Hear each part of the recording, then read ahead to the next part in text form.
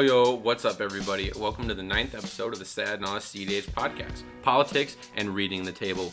My name is Keen, otherwise known as Varlas, and I will be your host today. Joining me, as always, is my co-host, Adam, better known as Poppyphobia. What's up, everybody? Bryce, better known as Valium. What's up? And AJ, better known as Frog. What's up, everybody? Today's topic is all about politicking and reading the table. How do we analyze the game from a competitive perspective, and how we utilize politics to win more games? But before that, we have a few triggers to resolve in our upkeep. Adam, take it away! All right. So to start with, we're going to shout out all of our high-tier patrons. Thank you to Usable Object, Cold Ramen, and Geo Justin, respectively. It's thanks to people like you that we can continue to do this show.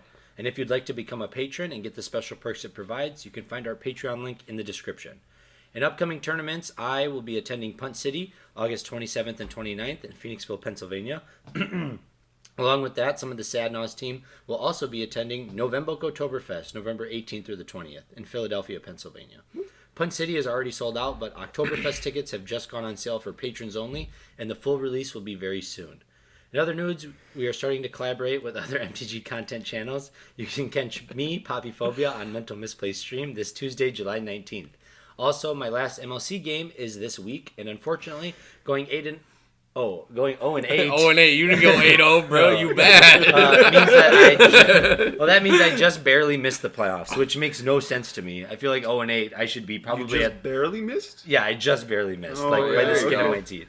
That being said, good luck to our friend Kai, Fervent Alchemist, one of our channel supporters, who's currently in first place in the MLC. Speaking of content, we are also now available on all major podcast platforms, YouTube, Spotify, and Apple Podcasts.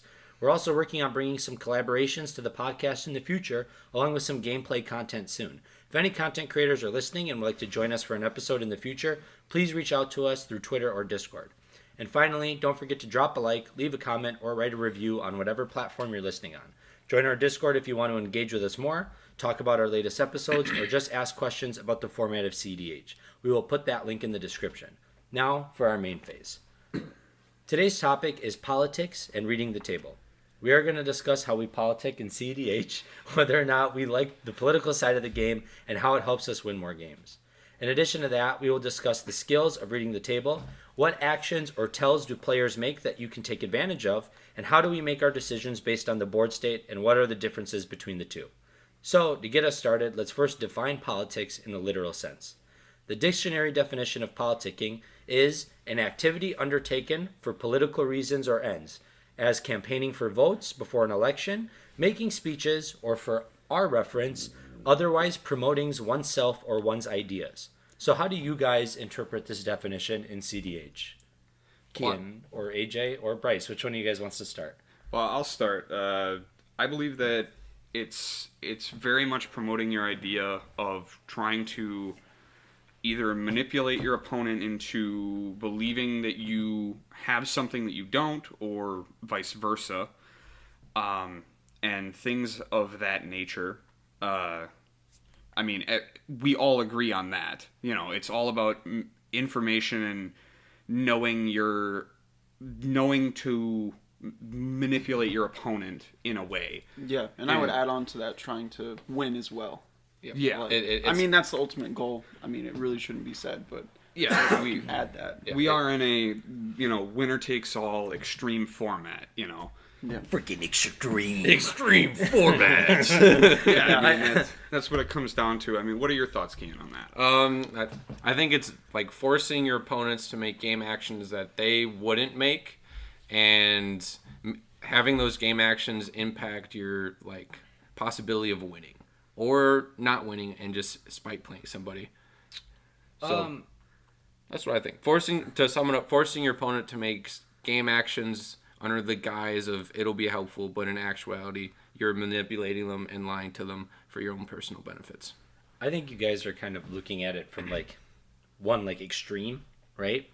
Because like when I read that definition, like promoting oneself or one's ideas, all that you're really doing when you're politicking at the table is I'm not the threat. Is convincing people to do what you want them to do. Right? So it's whatever you want the idea to be, you're promoting that idea. So if you're like, oh, player C at the table is the threat, you're just going to say that and try to convince them that player C is the threat. You're not so much lying to them or manipulating them. You're just trying to promote your idea as best as you can, right? It's the same thing because politics is a word that derives from like actual real world politics and like elections and things like that. And it's like whoever has the best ideas is who we're going to vote for. The same thing exists at the table, right? Like if you have the best ideas at the table, or if people think you're the most convincing or trustworthy person, they're going to side with whatever you say. So like when I think of that definition and I think of how you play in cEDH, a lot of times like one person will just take over the table and just everyone else will just believe whatever they say and start listening to them like, oh, I'm already out of this game, but you should really do something to that guy because he's going to win soon. And you're just promoting your own ideas in that sense. True. Bryce, what do you have to add? So I'm going to kind of re-say what Adam said here, but in a way that makes more sense to me personally. 2-for-1ing is a well-understood mechanic in cEDH. Well, not cEDH, just Magic in general. You play one card and you're trying to get 2 cards from your opponent. You're trying to take that advantage. Politicking is when you do that without actually using a card. It's not part of the game whatsoever, like the physical cards. You're taking advantage of them without using your actual resources. It's all verbal. So anything that's going to provide you advantage without needing to require what cards literally say or what they do, I would put under the scope of politicking. Like lying. Like lying. Deception goes a long way. I think that there's also political cards, though. Like, I think that when you're playing the game, you can use cards as a way to politic. Yeah. I think with politicking, you can give cards more power than they actually have. I think the word's implicit value. Like, that word is a little too big for me. Yeah, I think that's too big for me too. I think they have more value than what's literally written on the card. They do more than what is physically said. Yeah, they have extra value.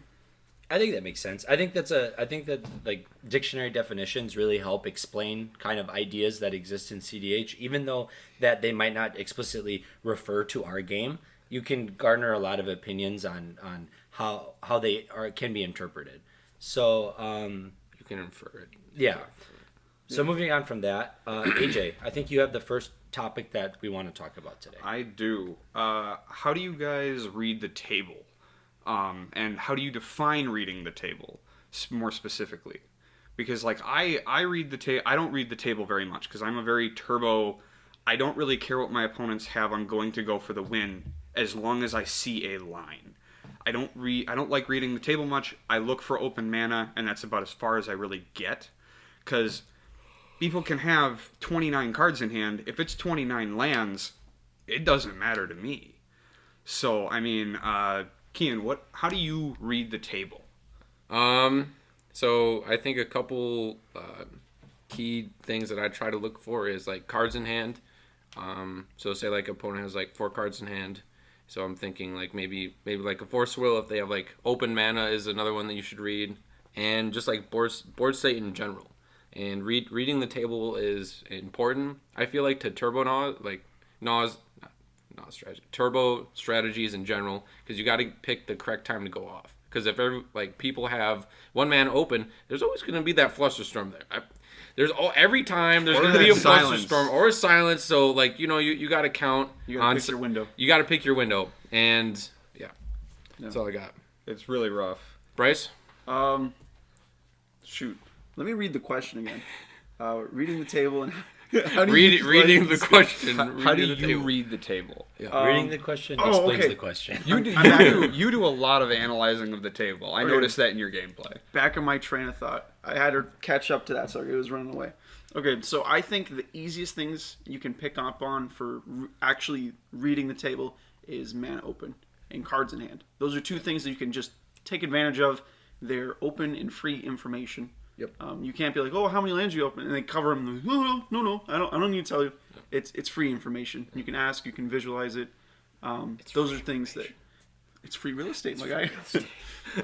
Things that you can't really take advantage of until you have skill or experience are commanders. You can look at those and go, oh, okay, this is the game plan they're on.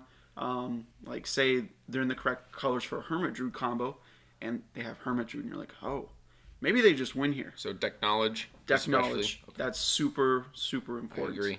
But if they're in, like, mono green and they have a Hermit Druid, it's like, okay, maybe that's doing something a little different. I don't really know what's going on there. I'm going to get a forest. Yeah, you know, basically. That value mill, man. This is just a land. Yeah. It's right. Weather Wayfair at home, baby. And then there's also colors knowledge. So, like, blue, you can expect counter spores. I feel like that's... I don't need to explain that. But, like, if they're playing green, are you going to expect them to counter spell? No. So if they have open green mana, you're like, okay, maybe they can have a Veil of Summoner, but that's the extent of the interaction there. Or Noxious so, like, Revival. they might have those lands open, but what colors are they in? What deck are they playing? Like, oh, okay, I can expect something, or, oh, they got nothing. So I think those are, like, higher levels of reading the table. And I think also to go along with that is keeping track of revealed information. This takes brain power, so my 2 brain cells don't really work so well with that. But you can keep track of how many tutors people are doing, or I'm not monologuing that much. No, okay, I'm just maybe a little bit.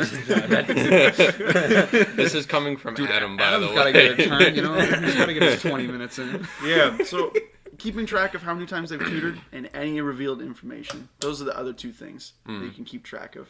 But yeah, that's basically all I got. I think that you guys are looking at kind of like the surface level of reading the table. I think that... Man, he's coming in again telling us we're all wrong. No, it's not that I think you guys are wrong, but it's just like... First, let's define reading the table. No, but like when you think about reading the table, like obviously there's like game state information, right? Knowing what creatures are on board, knowing what cards are in graveyards, knowing what cards are there. But I also think that you can read your opponent's like... verbal move or physical movement. Yes, like you can Which is pick more up, tells, I feel like. Well, it's a part of reading the table, right? You can see when someone is doing something that can give away a play, or they might tap mana and take back a spell, or they verbally think aloud a lot. I see that all the time when people go into the tank while they're playing in games. They reveal a lot of information just based off of How long Their they think. body language. and just calculating lines. Like I see like people all the time, they'll tap their mana, like planning their line, like, oh, I can do this, this, this, and this, and this. Like when they're thinking about what they're going to do, holding priority the whole time, and then just untapping everything because they're like, oh, that won't work or whatever. And you can get a really good inference of what's in somebody's hand, what cards they're going to try to play based on their commander and what they're doing in the game. I think that you can get a lot of reads off the table based on other people's what they're saying when they politic at the table. Like, hey, do you have interaction? What are you going to do here? Oh, I can't do nothing. Like, you can kind of pick up on who's gaslighting, who's lying, who's got what interaction do people have? Well, I can't counter that spell, but I can bounce something or I can remove something. Like, just all these little snippets of things that go on throughout the game help you get a better read on the table. And then as the game progresses, I feel like you can read players much better than you could in the beginning of the game. I think as like games kind of grind out a little longer, you get a lot more tells from people and you start to get used to their play patterns. It really only takes one game to know how somebody plays. I mean, especially with you and intuition. I mean, you're holding open 3 mana and one of it's blue. I know exactly what you're doing. It's not hard. I swear I'm not doing nothing. I'm not doing anything. I have no interaction. 3 mana intuition? Huh? Yeah. So I think that reading the table is like really important to the game, and I think that you can utilize it to really kind of help you politic in a way, right? But I think that they're separate for sure. I do want to add something to what you said. Talking about like the way people move, how they think and react.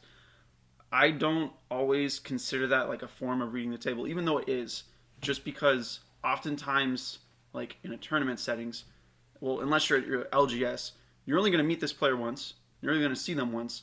How can you really get a read from them if you have no background experience with this player? I feel like that's something you kind of need experience with. And I feel like even if you know them, oftentimes it's like working with a faulty thermometer. You know, you're like, oh, okay, this is red hot, they're a problem. And they're sitting on 5 lanes like, man, what do I really do here? I think facial expressions, like... I think you can get a lot from it. It's just, I feel like... It's hard to translate It's not your as friends easy to be like, okay, this is definitive information, like seeing open lands. Reading the table doesn't have to be definitive, right? Like, I don't have to know what someone is doing to read the table. My best assumption is me getting a read. Even if I'm wrong in my assumption, I still read the table, right? And I still made an assumption and chose my play patterns accordingly. So I think that just saying like, well, you might not get that good of a read, it's still reading the table. And it's still you making your best inference to make the best game decision to help you win based on the information that you have, right? So like even if I'm playing with someone that I have never met before and they're not talking a whole lot and they're trying to play very skillfully and keep their mouth shut and just play the game, you can still get reads on that. You know what I mean? You can still assume like when someone asks them a question and they refuse to answer the question, he doesn't want to give up any information. He's probably holding some type of interaction. I could be wrong, but I'm going to play assuming that that's the case. And then hopefully I can bait out that spell or someone else can bait it out for me. That's me trying to read that player, even though I've never met them before. And even new players that I play with at LGSs or in tournaments online, like Discord tournaments, it's really hard to get a read on the table because you're working purely through talking, right? And you can tell who politics better in a game based on how comfortable they are with that talking, right? Because you'll see a lot of guys guys and girls that are playing on these Discord tournaments that like once they're comfortable and they're in that rhythm and they start talking a lot, they just start kind of dictating the game. And they're the ones that you have to read or try to make decisions based off of because they're the ones dictating the pace of play. So I think that there's a lot of that skill that gets incorporated even when you're playing with new people for the first time. And I think that it just depends on not how well, but how much you want to utilize reading the table. Because if you don't trust your own reads, right, you might not think of it as a valuable skill when you're playing competitively. But if you trust your reads a lot and you're like, oh, I know that this guy's got it, I know that whatever, then, that's just how you play. So I think that it can be interpreted like multiple different ways. I mean, there's also like general reads that you can do on people as well. Like I notice, especially even in myself, like if I have the win and I'm gonna go for the win, I start shaking, because your heart rate increases and your blood's pumping and you're like, okay, I thought it's just because you never win, and so you're always scared to go for it. Yeah, that happens too. I mean, Cody gets countered, bro. Frog gets countered. I eat dirt a lot. When does Cody get countered? He just eats when you Real hold talk. Force of Will. When you hold Force of Will. I'm the only one that deals with Cody, and I still lose. Correct, because you also play a turbo deck. that's where you're that bad. No, but yeah, no. I mean, it seems like we all have a good idea on what utilizing table reading is. I mean, Adam gave great points, so I'd like to. Like always. Yeah. You give great points because you can monologue long enough to get to them. It's like 20 minutes. It's like a One Piece episode. 20 minutes of filler and then 3 minutes of actual episode. Hey, as long as we get it out there. But, yeah. So I'll hand it off to my main man Bryce here. So I actually want to continue this conversation. I know you guys don't want to, but I feel like We moved on. No, it's okay. Man, talk okay. about monologuing. I think, although it's important to like read subtle movements, I think it's like D tier on ways to read the table. Like, if they tutor, right? We're tier listing this now?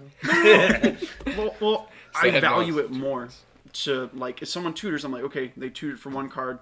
This could be anything. I'm going to use that to my advantage. Like, okay, they might have something versus, oh, they move their hand funny. I think they have an idea. Like, I'm going to value, I know they have a tutor more than, oh, they're But that's a shuffling read. That's a cards. table read. They tutored for a card, and I'm know not that saying they're- it's not a read. No, but they're playing this commander. They've probably tutored for a handful of pieces. It's probably one of these handful of cards. You're getting a read on the table, and you're making your game decision based on that read. Dude, that's until you hit the Kenrith player and you're like, I don't know what Yeah, you got. but you know what I'm saying? Like I don't think that I'm not saying like emphasize body language as your biggest read. I'm just saying reading the table is a useful skill. What I'm trying to say is that if you have information that is hard evidence, like, oh, they might have something, put that above trying to read subtle body movements. And if you guessing. have no information to work off of, that's when you should turn to, okay, what is their face saying? What is their movement saying? And you should put that as like a secondary option versus, hey, they have mana open, they've tutored for cards, I know this is going to be a problem. I think rather than looking at it as like a tier list of what you should analyze with, I feel like it's a better indicator. I think you just use them all in conjunction. You know they have a tutor. You know that they tutored something. You watch their body language. You watch how they're placing that tutor in their hand. You're watching how they shuffle their cards, what their facial expressions look like. Use it all in conjunction with the information you have. That's how you get a table read. It's not just, oh, they tutored, okay, that's my read. Or, oh, he moved his hand funny, that's my read. No, you use all those skills throughout the game, and that's what reading the table actually is. Yes. I will leave this point later, and I'll bring it up later. Okay. No. So I guess I have the next question. How are politicking and reading the table different? So we just talked ad nauseum about reading the table. Insert mandatory ad nauseum joke. So now we got to talk about politicking. And we talked a little bit about that in the intro. We got to separate the two. How are they different? What are their differences? In my mind, right, politicking is all about socializing with your opponents. It's not so much, okay, what is the board state? That's like a tool you get to go politicking. If I lost my train of thought. Sorry, Nice. boys. Well, I really derailing. I can pick it up from there, but Thank you. The thing about politicking and like reading the table is that reading the table allows you to analyze the threat at the table, like threat assessment. So that's where reading the table is, and then politicking is removal of that threat almost. Is in my opinion how it goes. Adam's looking at me like I'm a crazy man, but I think that was an interesting way to put it. well, that's how I view it, right? Like if I'm playing Cody and I know I have the turn 2, I'm gonna play Mana Crypt turn 1, and I'm gonna be like, oh, land Mana Crypt pass. I'm just gonna act like nothing's happening because I don't want to be the threat. I don't want to become the threat at the table. But I mean, you play raw. Then we're regardless. just going to be like, okay, he's got Claim the Firstborn in hand. Yeah. Yeah, he's gonna go on claim. turn 2. Yeah. He didn't play Cody turn 1. Wait a minute. What's going on here? What is he doing? What's going Dude, on? just wait. I add intuition.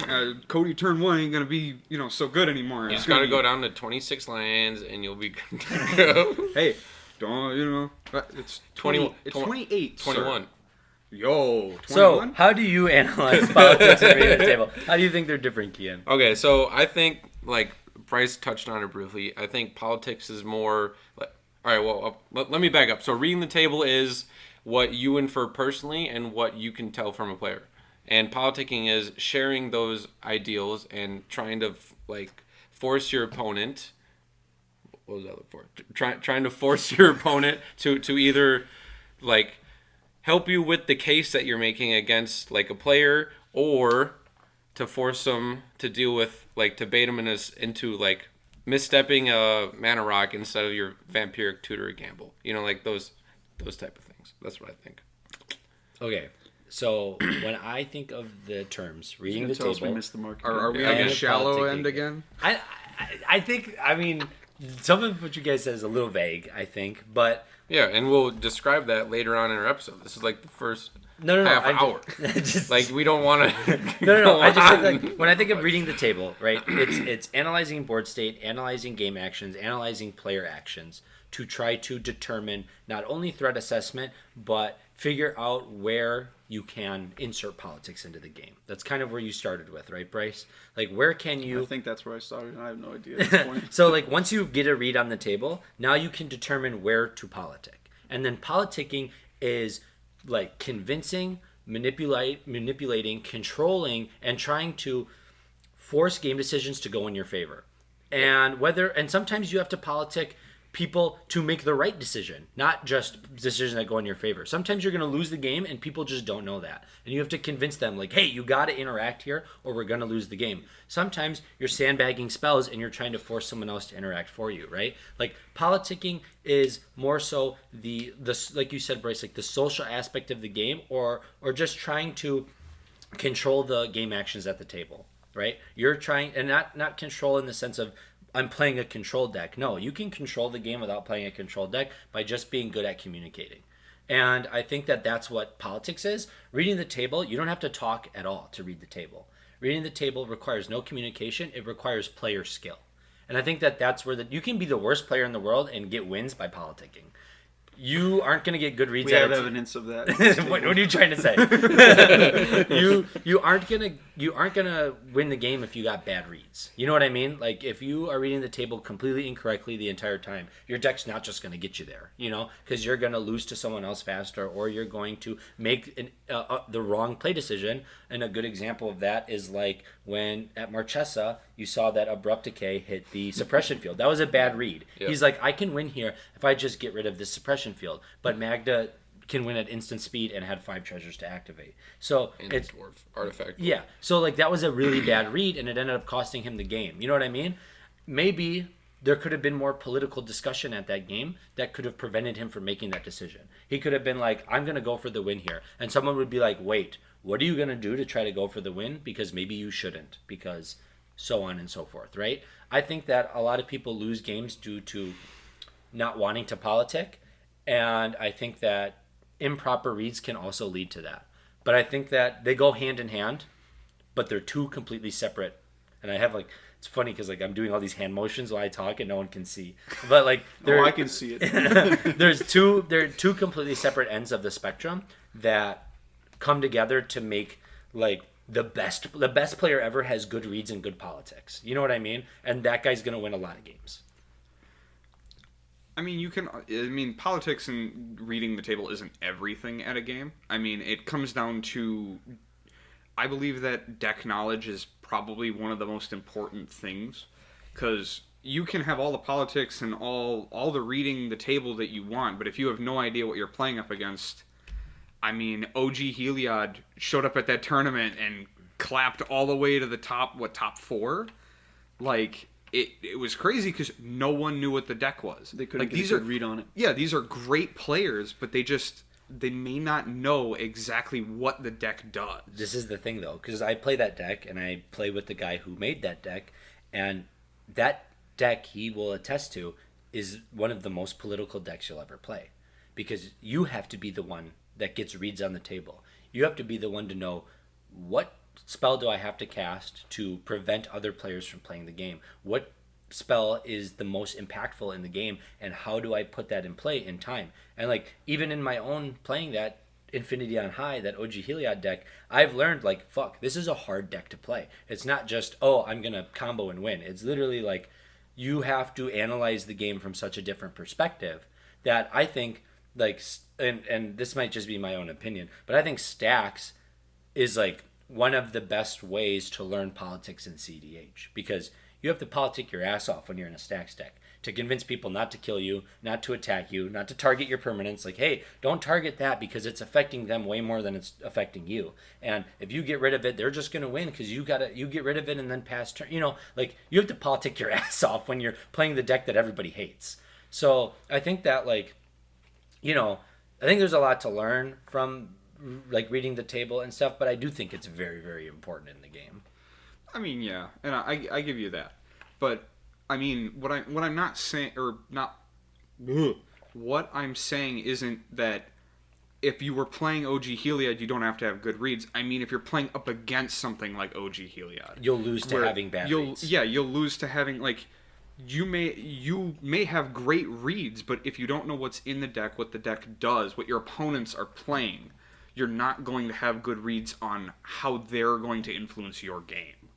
So, like, politicking and reading the table are also included with knowledge of the game, knowledge of the decks that you're up against. I think there's there's a giant circle of, like, a bunch of different ways that you get better at playing competitive EDH as a whole. So it's just very interesting how we view everything. I mean, because you view it very differently than I do when it comes to reading the table. So my reads are not going to be maybe not as good or maybe better. We don't know. I think they're just not the same, right? Yeah. Like I might read something completely different than you might read it. It doesn't mean it's more good or more bad. That was like the worst grammar sentence ever. So I have a question. I have like a mini question for you guys on this specific topic, since we brought it up already. What do you guys think would win more games? Someone who has immense game knowledge, so someone like who knows every card in Magic and every game rule that exists, or someone who has good politics, someone who can talk well and communicate well at a table. They obviously would have some knowledge of Magic, right? They're not like a brand new player. But do you think politics gets you farther, or do you think that game knowledge gets you farther? Personally, I think it's game knowledge, because I played up against people who are not political. They're not talkative in games, and they've still won. I mean, it's doable. It's not impossible, but I believe that game knowledge goes much farther, in my opinion. Mm-hmm. How do you view it, Kian?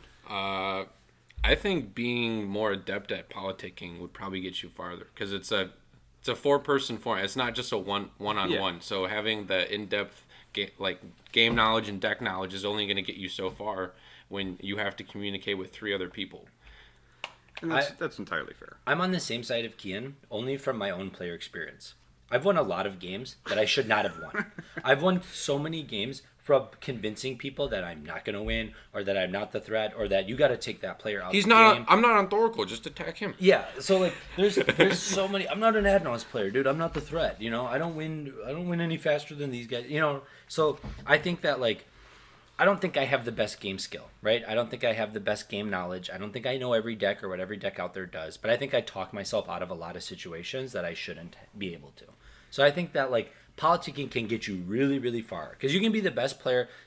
I heard the Into the North guys say this, because I asked them a patron question about Cody one time. And I was like, are you surprised to see Cody make top 16s in all these tournaments still? And they're like, no, we're not surprised. Cody's a good deck. But here's the problem with Cody. And they talked about how being these high-level players that have this high-level reputation, when you sit down at a table, no matter what deck you're playing, if all 3 other players at the table, before the game starts, collectively say, hey, this guy's really good and his deck is really good, we can't let him win the game, you're not winning that game.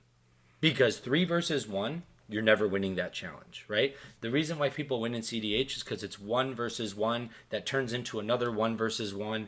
You know, it keeps getting smaller. 3 people versus the guy that's going to try to win. Now these people are done, and now it's just 1v1, and I have to make sure that I have more counters than you have counters, and then, you know, the game always is constantly changing. But if 3 people decide that you're not winning the game, you're not going to win the game.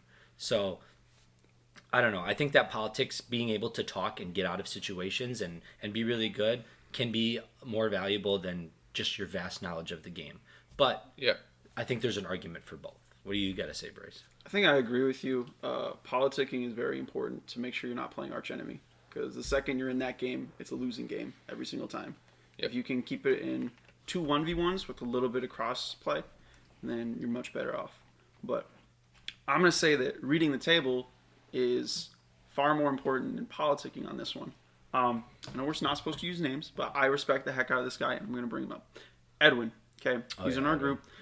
He politics a little bit, but I feel like his game knowledge and his understanding of cards is just so immense that he will just straight up outplay you, no matter how hard you politic. He kicks the snot out of me. All right? It's insane. Dude's crazy. Okay? I've never seen a man get so many wins with just Izzet in their life. He plays only Izzet decks, and he kicks my ass constantly. And I'm like, Edwin, how do you do this? I he's think like, that's I just play the game. A perfect example of game knowledge at its finest. No, yeah, that is a really good example, because in our play area, in our local area, that dude has got a crazy win percentage, and he's just a good player. And so, yeah, I just wanted to ask that question, because I think that's a fun question, right? Yeah, that's a fair question. What do you value more? What do you think is more important? Because I think that there are a lot of people out there that are like, we'll get to it later, but there's a lot of people out there that are like, I don't politic at all, and then there's a lot of people that, like me, who my game hinges on politics. That's how I play, and that's my favorite part of the format. But I think we described pretty well how politicking and reading the table can be different, though. Kian, do you want to move on to the next topic? Yeah, so speaking of reading the table, I wanted to ask a question of you guys. So what are some tells that opponents show that help you influence your game decisions? I know, as an example of this group, I'm going to point him out because he's right next to me. Adam, whenever you have like interaction or something, you tend to shuffle that interaction towards the front of your hand, and it's like a subtle thing that people can pick up on. So, like, if we're like with strangers, right? If we sit down, we go to like a local LGS tournament, and we don't know anybody there, and we just sit down. What are some subtle things that you can pick up on, like with hand shuffling, with like maybe like looking at mana, reorganizing how they pile their lands, or like looking at graveyards? Like we're talking about tells, so we're talking about physical things that other players do that reveal, like, give away information. I got one. So I don't know how useful like player tells is going to be, but like board game wise, if someone has the mana to cast their commander and they fail to do so and they just pass turn, I feel like that's a pretty solid tell that, hey, something's cooking there. Yeah. Like, oops, I forgot to cast Rog. Oh wait. Yeah, you have the mana to cast Rock constantly, and sometimes you just never do. I've also noticed this with a lot of people is they will, the person who has interaction will most notably, in a solid percentage of cases, I wouldn't be able to give you a number, they will be the one to ask if somebody else has information or has interaction. So like I mean Adam does this. I'm not meaning to point you out specifically. But Adam does this a lot, where he'll sit there, he'll have, a few open mana, he'll act like he has absolutely nothing, and he'll go, something will be put on the stack, let's say a Thoracle, and he'll go, do you have interaction for this? Because I don't. And everybody kind of looks at him like a little funky, and then he passes priority, and somebody else deals with it, because everyone else is like, well, I guess we have to deal with this. Which brings up you being very good at politicking. Well, I priority bully a lot. That's like, you do. I like, oh man. Or so like some tells for me that I like to utilize a lot are, specifically when like people start talking at the table. I find it really easy to tell when people are lying. Like it's really when someone has a lot of confidence in what they're saying. Usually it's because they think they have the ability to be confident, right? So someone will be at the table and like that question, right? Like, do you have interaction for this? Because I sure don't. I do it.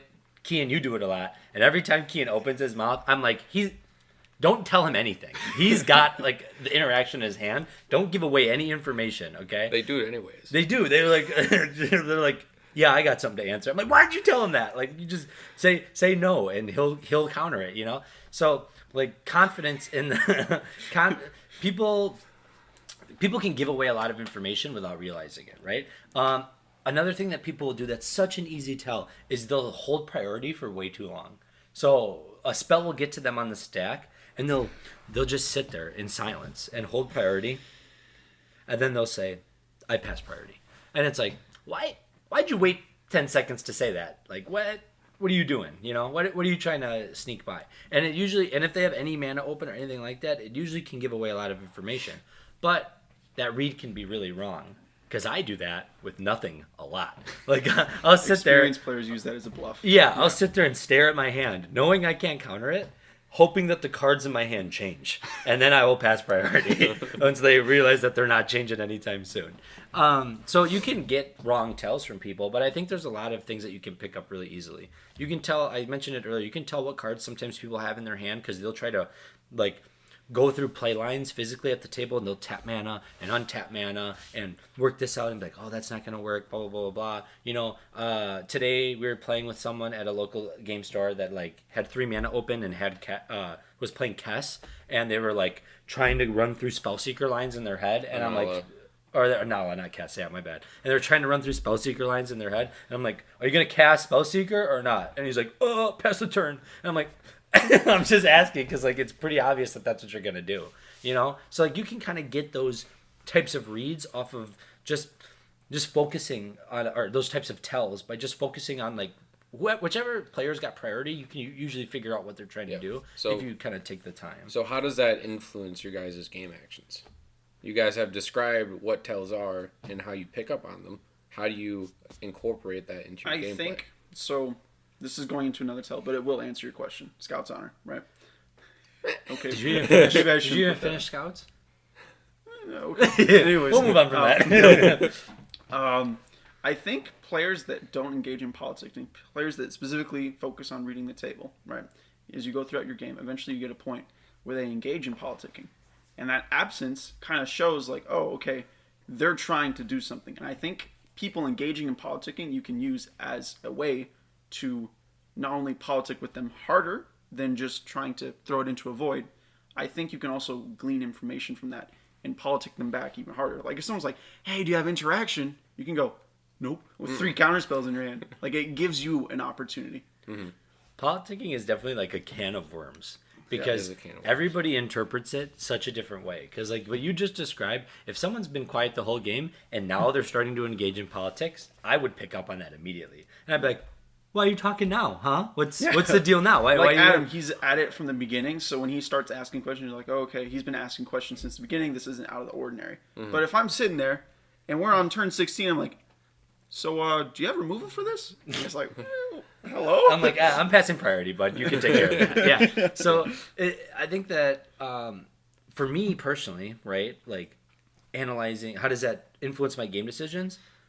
I will bully the crap out of people, and not like physically bully. I'm not going to belittle somebody at the table, but I will like force you to cast whatever spell I think you have, whether or not you have it.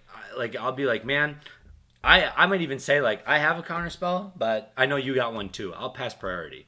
And then if you're the last in priority order, if you let that resolve, like we're kind of domed. We're kind of domed. So now I'm forcing you to do. You know what I mean? Like if I think I have any revealed information or anything on you, I'm gonna use that to no end. You know. Yeah. And so like that'll influence my game decisions greatly. Or if I know what your deck does and I'm trying to convince people that you're the threat. You know what I mean? And I saw you cast a Brain Freeze earlier in the game, I'm going to be like, oh man, he's going to Underworld Breach now, and Brain Freeze is already in the bin, and he's probably got LED on board or LED in the library. He's 1 card away from winning. You know what I mean? Like, that's the read that I'll do, and I'll convince, dude, I'll lose the game convincing people that I'm not the threat. Like, I don't care. So, that happens far too many times.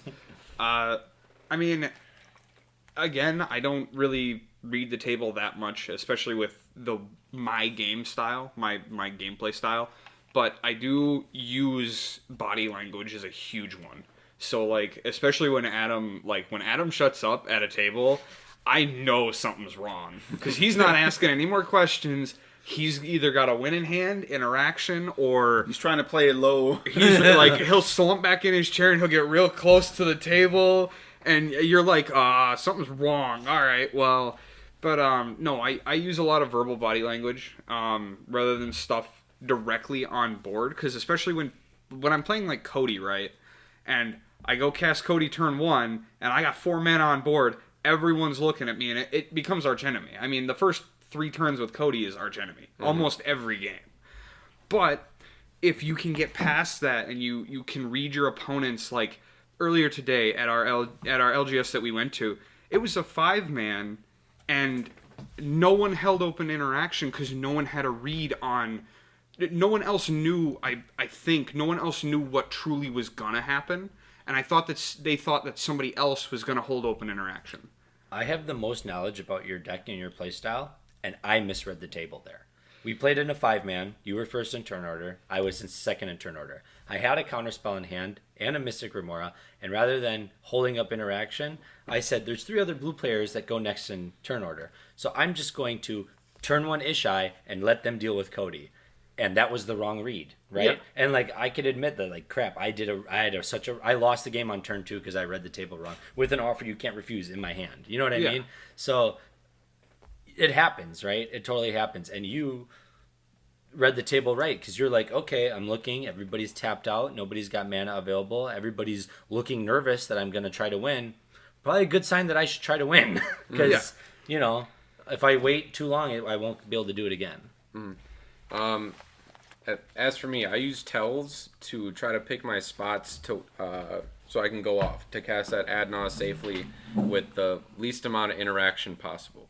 And I think that's really key in most of cEDH because most of it is combo and picking like your right time to go off. So I think reading the table and the ability to tell when your opponent either has interaction or doesn't have interaction is key. So, and I think reading body language is. I know I was kind of hating on it at the beginning, but it is super important in a zone that is concealed, which is the player's hand. you can't really get a glean on what is in there unless you're using something like a taxing probe. Yep. So really, your only gateway into there is body language.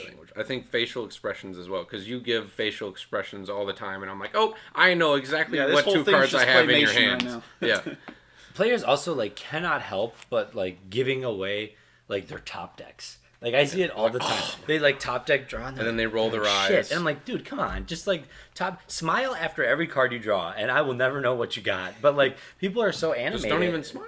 Not even that, but people are very animated when they play the game, and I get it because it's a very frustrating, emotional game. But sometimes I'm like, oh my god, you revealed so much information just by like taking the card, looking at it, and just putting your hand down. I'm like, oh. Meanwhile, that's what you do literally every time. Hey, you never know what I got. Fairly certain, because you shuffle your hand. No, you don't know, man. I literally watch You could know what I have, and I'll still politic my way there. Yeah, because the other two players are idiots. Then that's not appropriate. What do you mean? I did generally not. I'm not pointing to specific cases. I'm just saying if Bryce, like, I'll call Bryce an idiot. Fuck you. Yeah, that's me. Bottom of the totem pole. AJ's at the bottom. Oh, rip. Way to hit the guy while he's not even at the table right now. They don't know that. Now they do. Incognito. So yeah, Adam, I think that Bryce. Did you want to share a thought, or we were going to move on to Adam? There's one thing I wanted to point out. So ways that you can read off of body language, right? I feel like that's the hardest one to do. I feel like every way that you can get a read is also a way that you can bluff. Like, if... I lost my train of thought. You know, this is the third time in this whole podcast this has happened. I don't think I've had this happen. You know, I'm not going to say that. All right. Reference episode 1 minute 47. So for the next topic that I think I want to discuss is, do you guys think that politicking should exist in cEDH? Mm-hmm. There's a huge community of people in our community that hate the political side of cEDH. I know a lot of new players that come into the format from other formats like Legacy or Modern think that politics aren't a part of a competitive game because they're used to playing 1v1 and it's my skill versus your skill. There's no talking. There's no talking at the table. We don't need to talk. What are we talking about? Cast your spells and I'll make my decision. But me personally, I think that politicking belongs in cEDH because you can't have cEDH without the EDH.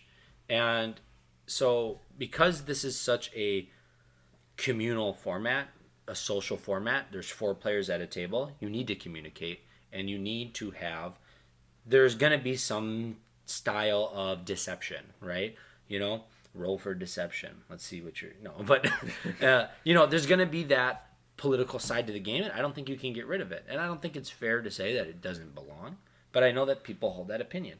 And for me personally, maybe it's because my bias of being a political player at the table, but I think that it's an integral part to the game. So I was curious on if you guys feel the same way that I do, or if you guys have different opinions. Yeah. So AJ, I know we kind of talked about it before. Do you want to share your opinion? Yeah, I'm on the extreme opposite side. Extreme opposite side. Extreme competitive format. Is that what we're going to do every time we say extreme? Extreme. Well, you're the only one saying extreme. Well, yeah, I mean... It's a very descriptive word, but it's just funny. Well, it is. But I believe that politicking shouldn't be in cEDH in the respect of it being competitive. So I believe that it comes down to player skill over most other things. Like, if I don't believe that you should be able to talk your way out of or into a win. You know, like talking your way out of a loss and into a win is way different than just winning the game yourself. You know, and there's, but that's me, and there's a lot of people who would say that that's, you know, not the way that they view it, because like Adam said, it is still EDH. It still is Commander. You know, it is a format where you are being social.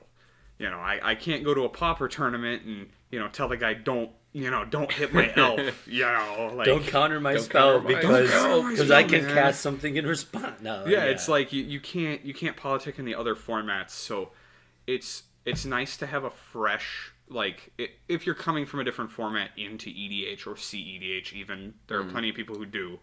It's nice to have a fresh way to play the game, but I personally believe that in cEDH, kind of just in the C itself, politicking shouldn't exist. But that's my thoughts. I don't know. Kian probably has a different opinion, and definitely Adam has way different opinion, but let's go on to you, Kian. Let's see what you think. I think I'm kind of torn. I agree with you that I want this format to be purely player-based, but to Adam's point, like, it's a 4-player format. There's never going to be a point in the game where people aren't communicating. Like, as much as I want it to be competitive, I want it to be, we sit down, we have a test of skill, and that's that. I don't want people dictating what I do to help them win or them pulling themselves out of a win. But I think that's the reality of the format that we play. There's always going to be politics. There's always going to be people trying to push their own agenda. And, yeah. Bryce? So, this is going to be super opinionated because I can't really back up anything I'm saying other than I don't like it. All Wait, our podcast is opinion? I don't. Newsflash. Wait. I thought this podcast was purely facts. I think some politicking is good and some is bad. I think deception is really good. Like, I think lying is good, but politicking is bad. okay. So, like, if I say, okay, I have nothing, right? Pass priority, right? I could be lying. I could be telling the truth, right? It's depriving my.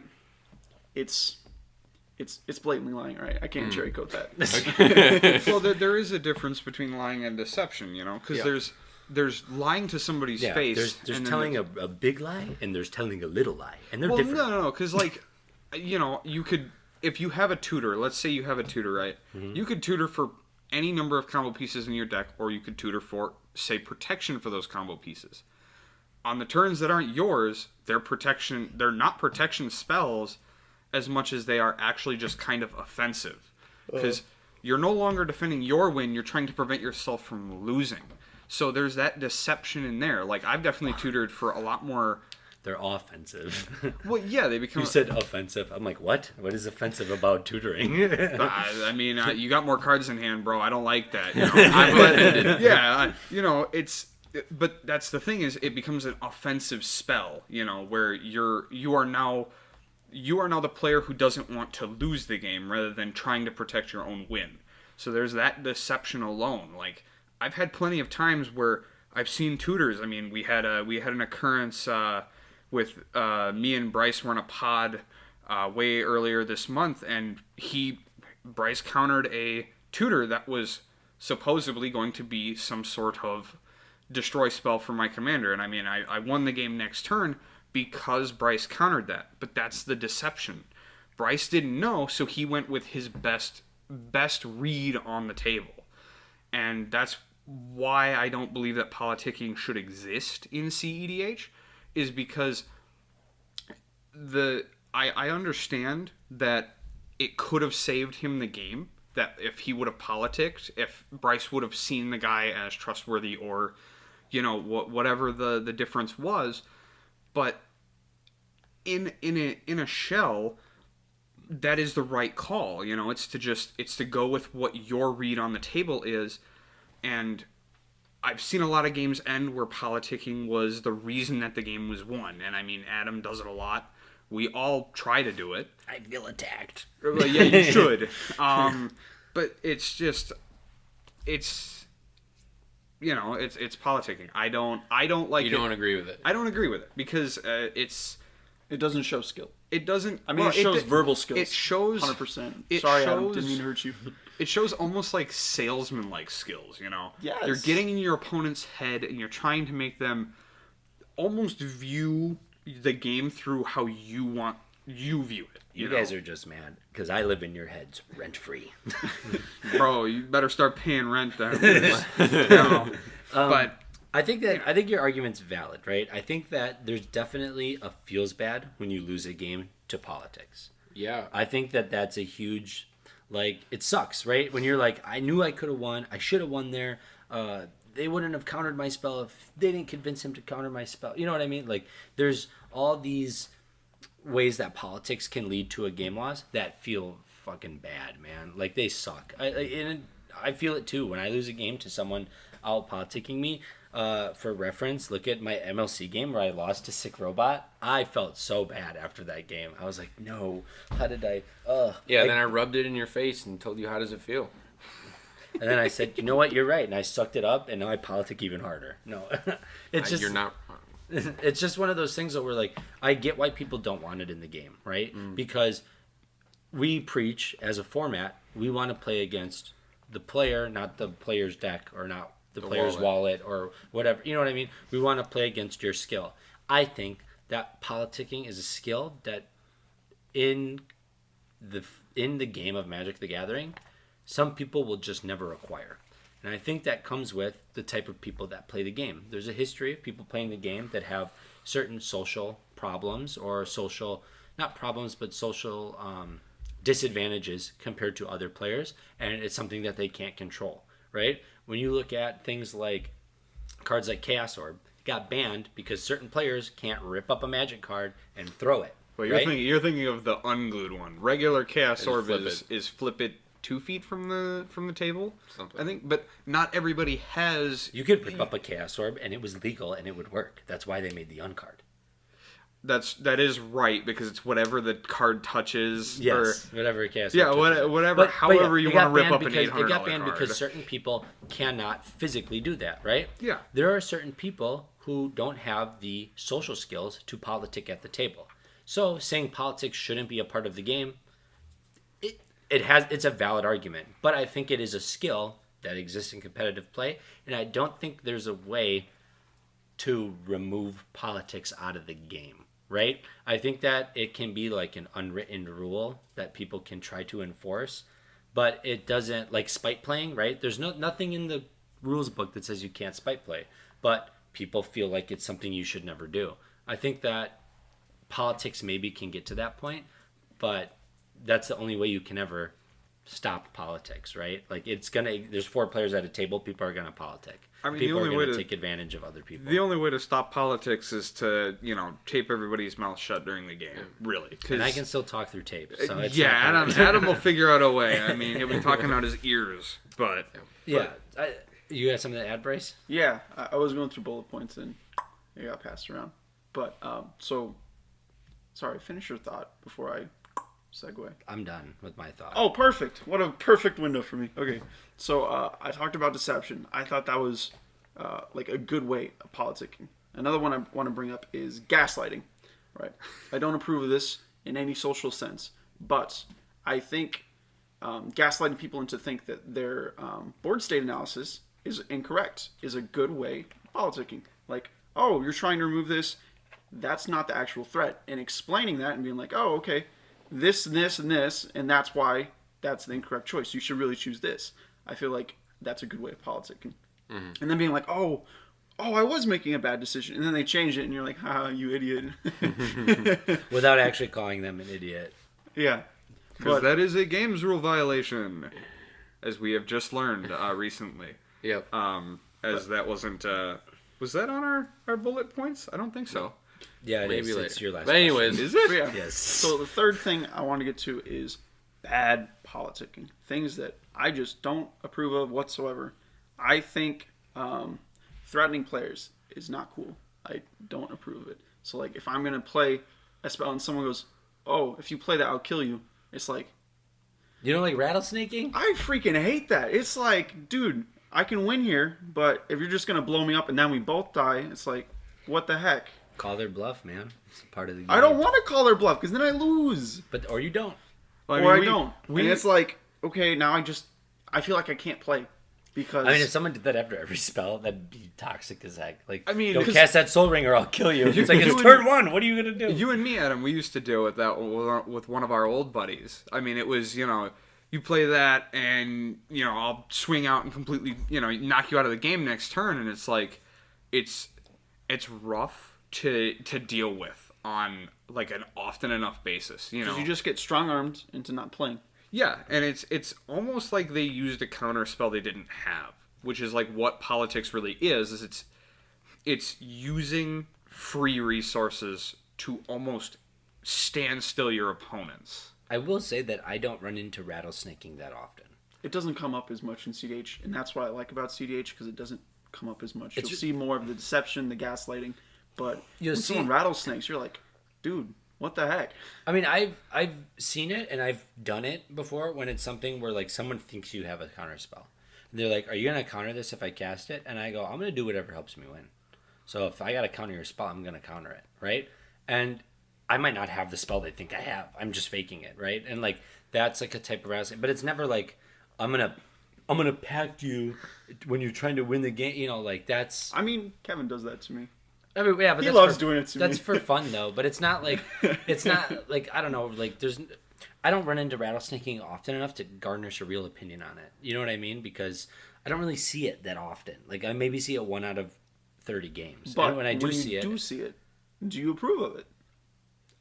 I call the bluff every time. I don't care. I ignore it. I'm like, okay, dude, if that's what you want to do, I'm gonna go for it anyways. You know what I mean? So I don't. It doesn't affect me in that type of way, but I also don't. I try not to be the one getting politicked, right? Like that's my play style. Is I try to do the politicking. So like when that happens, I'm just like whatever.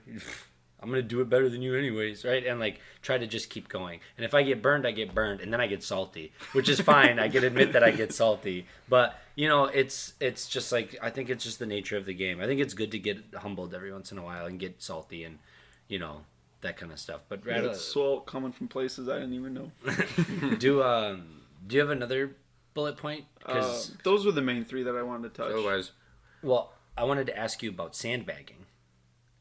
Because I think sandbagging. So do you know what that means or no? We'll clarify it because it can be construed. So sandbagging, it's kind of similar to rattlesnaking, but it's pretending that you don't have something and like waiting till the last minute to cast it. You're sandbagging your interaction. So someone casts a spell. I'm say first in priority. I have a counter spell, and I go, yeah, I don't got nothing. Passing priority. Yeah, you just like act like you don't have nothing. You're sandbagging your interaction or sandbagging your win, right? Where you're like, oh man, this whole entire game, I've just been wanting to try to win, but I just have no way to win the game. Oh, this sucks. You know, my deck sucks. I'm so bad. Anyways, intuition, deterministic pile at end step. Now I'm gonna win on my turn. Like you sandbagged your entire hand. So sandbagging in that sense, I feel like that's picking your window, and that's a very smart and important way of playing. As far as passing priority and basically priority bullying, I think that goes into the deception part, and I'm totally okay with that. Because, like, yeah, you might lose. You're making a gamble, but, I mean, that's the gamble you're taking. You're inherently taking a risk instead of saying, yeah, this is stopped instantly, to try and bait your opponent's losing stuff. Yeah. So, like, if you want to participate in that gamble... I know you personally are, like, a master baiter. You bait better than anybody I ever met, and like I'm confident saying that you're quite frequently a masturbator.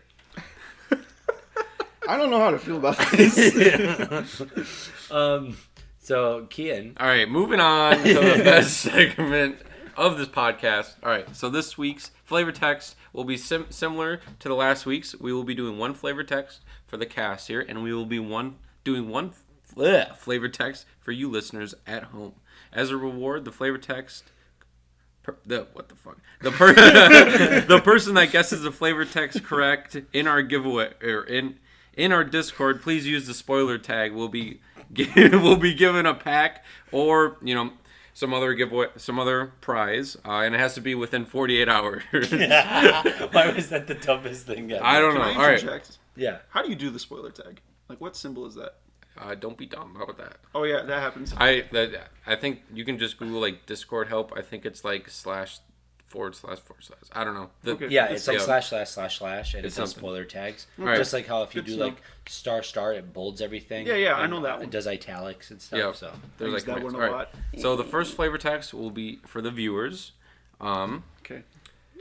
The Politic Mountains are known for their spicy cuisine. Can you say it again? that's not for us. It's for the viewers. Oh, I know, but just The Politic Mountains are known for their spicy cuisine. cute. Okay. All right, and then the flavor text for us is the Sons of Mirrodin. Opal. Is that it? Yep, that is it. No! All right, and that was All right, flavor well, text of the flavor week. text. Well, Is it literally just the Sons of Mirrodin? no, it's the Sons of Mirrodin only shine in perfection once. You didn't even. He got the first 3 I heard words. Mirrodin. I'm like, there's only one card. Yeah, there's only a few It was, cards it in was Mirrodin. Mopu. It was Mopu. Easy You one. fumbled the bag on that Mods one. Opal, baby. I mean, it was better than the one that I guessed. Kian Before he even said the card. Kian goes, well, I got the perfect flavor text for you guys, and I go, strength is relative, Rog, and he looks at me like I have read his mind, like I'm an alien. That he was is like, what I would call a good read at the table. So Bryce, for getting the flavor text of the week right, you get to prompt the next topic. Thanks. All right. How do you guys utilize politicking at the table? I don't feel like I utilize it that much, but Adam, we've been referencing nonstop this entire podcast that you politic. Adam can go last because he's gonna politic us into. Oh right, we gotta get our baby points in. That we can go. There you go. We might get a total of 10 minutes, and then Adam will take the last, whatever amount of time he needs. We've already been podcasting for an hour, so I gotta bring down my monologues a little bit. Okay, well, I feel like the best way to describe how I politic is examples. I think we talked about a little bit about like sandbagging, how to do that. I'd totally do that, just straight up. Another way that I do it is I manipulate their game actions. So one that I like to use a lot for this is chain of vapor. If someone's trying to win, I will shoot my chain of vapor, but I won't target the threat. I'll target something I need to get rid of and go, okay, now the ball's in your hands. You get to deal with it. Sack of land, baby. And they're like, thanks. I won't copy the chains. And you're like, wait a minute, what?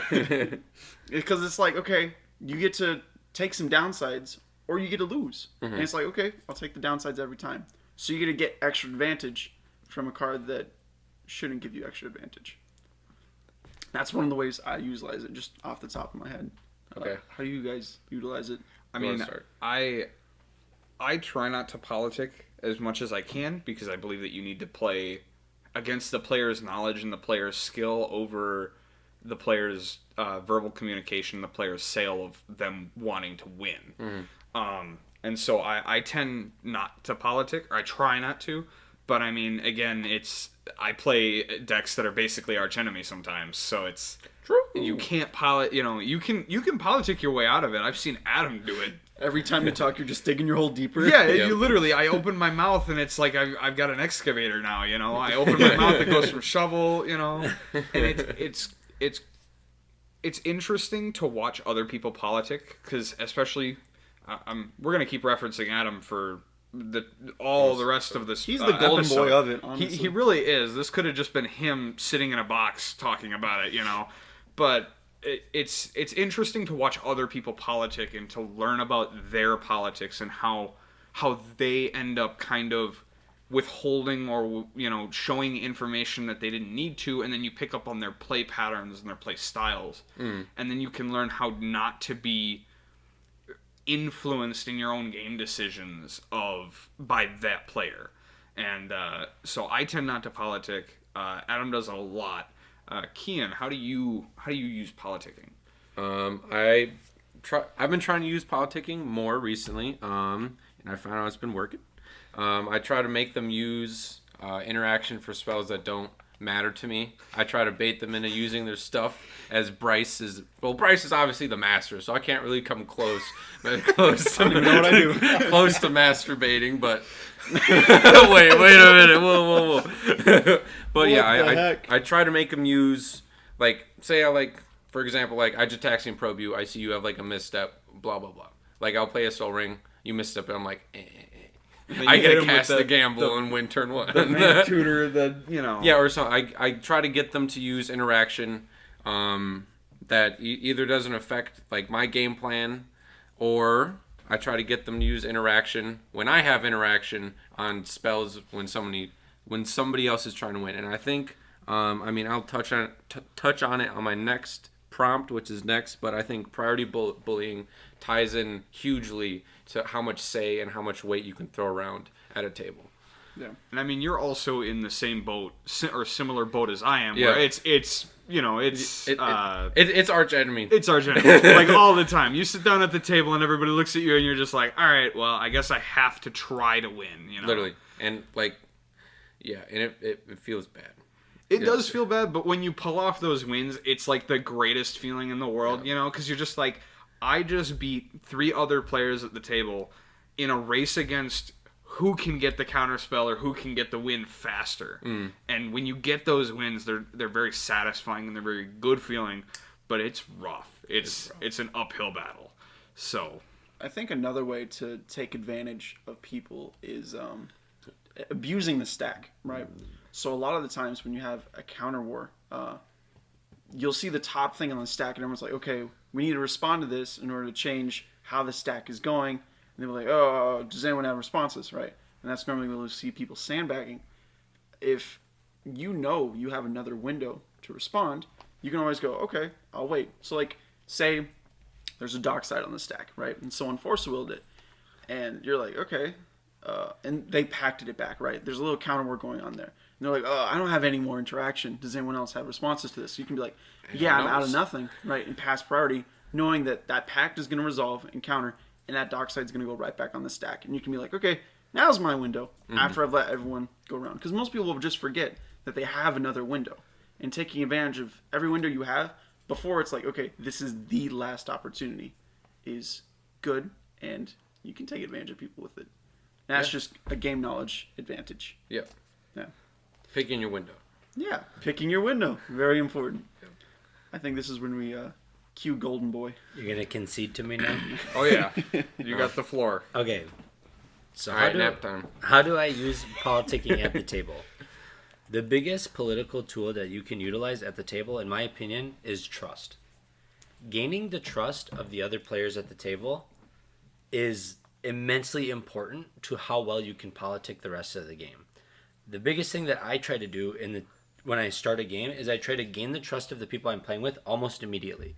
I try to ask them what deck they're playing. How does your deck win? Oh, that's such a good deck. That's really cool. I've played against it this time, whatever.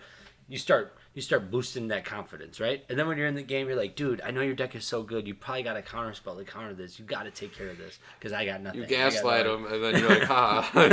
Well, it's just like if you gain their trust and make them like something that I'll do is like something that might not affect me. If I have like extra counter spells in hand and it might affect another player, I'll just counter it, just to gain like if you have extra fuel or extra fodder in your hand. Utilize it to gain some political advantage because you might end up winning the game because you did that. Because later down the road, you'll be like, dude, you know I'm not the threat. I countered that thing. It doesn't even affect me. I can play through a Grafdigger's Cage. You can't, though. And it's just better for the table for it not being there because we won't be able to progress and they're just going to run away with the game. And you can utilize those types of conversations to make people think that you're honest with them, and then they will believe you more when you're lying to them. And people get burned by that a lot, and it happens all the time. I've been burned by it a lot. I've been burned by Kevin from trusting him. You know, by me thinking like, you know what, Kevin, you're right. I should trust you. And then bam, I get burned, and I'm like, no, why? So trust, I think, is like a huge political tool, and it's something that I try to use a lot. Another thing I do is like the gaslighting thing. Sure, if you want to call it gaslighting, that's something that I will do, or I will, try to boost someone's confidence and almost sandbag my own plays to try to make them think that like they can interact because it's not going to cost them anything, right? Like I can counter this spell because I'm not going to lose if I counter this spell. But in actuality, you're going to lose if you counter this spell because you're stopping them and I'm next in turn order. You know what I mean? So utilizing all of those skills kind of in conjunction with each other is a great way to utilize politics at the table. And just like, I think the biggest advantage that I have when politicking at a table is that I just try to be a nice guy. I don't try to bully players' decisions. I can force you to make a play that you don't want to make by just being comfortable with you at the table. I think that that's that's like the biggest advantage. Like Magic, there's a lot of meanies at the table. There's a lot of people that are like, that was a dumb play. Why would you ever do that? Why would you ever cast that spell? Oh, you literally did that in past, and like they just belittle other players at the table constantly. And like I might do that when I'm salty. I think we can all admit to that. Like sometimes I can be a dick at the table if I'm upset. But like for the most part, when I sit down at a table, especially when I'm playing with people I don't know, and like one of you are at the table, I'm so nice to the other players at the table. And I will just be like, like, oh my God, like he's on Naus, he's such a threat. He can win on turn 1. Oh, we're so lucky we survived turn 1. Turn 2 is gonna be bad, And like they're all like, yeah, you're right. That we like rally. Yeah, get him, boys. Yeah. He's on Authorical Consult. Yeah, Get him. and we rally at the table, and I can take threat assessment completely off of myself. Or when I am the threat, I can be like, oh man, you got a Grafdigger's Cage out. There's no way my deck can win through a Grafdigger's Cage. I'm out of the game. And then I cast Auriok LED, and I'm like, haha, it goes to my hand. I can still cast it. You know what I mean? So stuff like that, like being really nice, I think too. Like it's not even a political tool. It's just like a character trait, right? Just being nice at the table can make people confident that you're telling the truth, because no one wants to listen to the guy that's belittling their plays. You know what I mean? Nobody wants to help that person out. So these are like specific things that I do when I politic at the table that I found really good success with. I am so glad that we've done this episode and that people can listen to this and strip you of all your power so we can actually win some games, knowing, oh, this guy is manipulating the crap out of me. I have to be careful not to give away all my secrets because I will start losing way more games. But yeah, I think that was a good question. No. Kian, what's your next question? So I know we've touched on sandbagging, right? So I wanted to ask, when is it appropriate to withhold or reveal information to help control your opponent's read on the table and their game actions? And I wanted to add a caveat to this. So we've touched on priority. I wanted to add how big of a factor does priority hold when trying to influence your opponent's game actions or your own game actions, like when to hold information or when to reveal information. Personally, I think that priority bullying is a huge thing in this format, and that like your ability to wield it will help you win games. Like say, like I'm third in priority, and Adam went first, and it goes Bryce, AJ, me. So I obviously have like the prime seat at the table. You guys have to use all your interaction to stop Adam, or AJ has to use interaction to stop Bryce, or I have to use my interaction to stop AJ. Like, priority is a huge thing in this format, and I just wanted to hear your guys' thoughts on when is it appropriate to hold information, and when is it appropriate to just pass, and maybe your read on the opponent next to you is correct and they have the interaction. I agree wholeheartedly with what you're saying. I think the turn order seriously matters in this game. Like, I think say we're in a Cody pod, right? I think going after Cody versus going just before Cody is huge. Because, like... that can matter between winning Cody and losing. Is going to be the fastest deck at the table. He's going to be able to attempt it first. So, if everyone has to waste their stuff on him, and then Keane gets to try it and everyone wastes their stuff, by the time it gets around to me, everyone's blown their load, and I'm free to just zoom on in. I mean, that's literally what happened tonight. I mean, Adam was in my pod. If anyone was in front of me in turn order, I wouldn't have been able to win. Because everyone else had, turn 2 counterspells. And I mean, you don't even have to have free ones. Like, I get that they're expensive, but like, even just a regular counterspell, you can politic with just that. I mean, you can politic with as little as, a bounce spell for all people care. But I believe that it's appropriate to withhold information if you are in the first... In my opinion, I differ from Bryce and Kean's opinions on this. But I believe that you are in the worst spot if you are the last in priority when it comes down to a spell on the stack. Because everyone's looking at you. Because if I'm second, like let's say I'm in a because you're on the receiving end of the bullying. Yeah, because you're on the receiving end. Okay. So if I'm in a pod with 3 other people and let's say consultation goes on the stack. There's historical already, whatever, consultation's on the stack, and everyone's going to look at me, because if I look like I have no interaction, then they know they have to do something. Because if they pass priority, it's going to happen, and the game's going to be over. So it's almost worse, in my opinion, to be in the first seat. I would say, in terms of like tier of bad, the first person to go after the player who's playing the spell is second worst. So the third person in turn order is the worst spot to be in. So you want to be middlemaning. You want to be the first seat. Okay. Because the second You can seat just pass with 2 and 3 and exactly 4 up. Yeah. because you now have 3 and 4. The problem is that priority order changes throughout the game.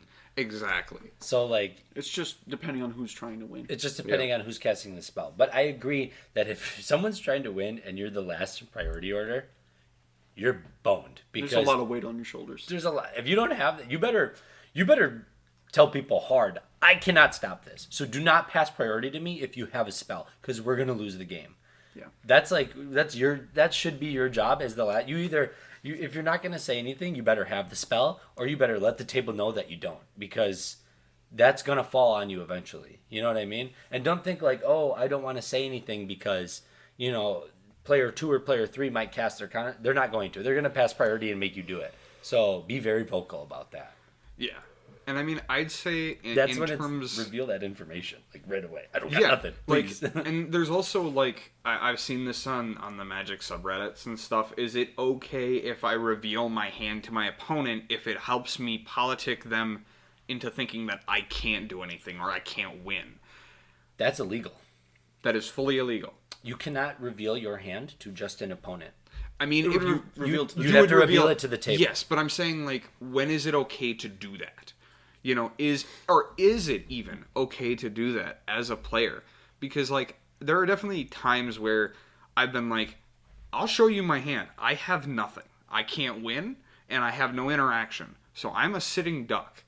And do you guys, I'm going to kind of caveat a little bit off the question, or I'm going to make a little side, question Tangent. here. Yeah.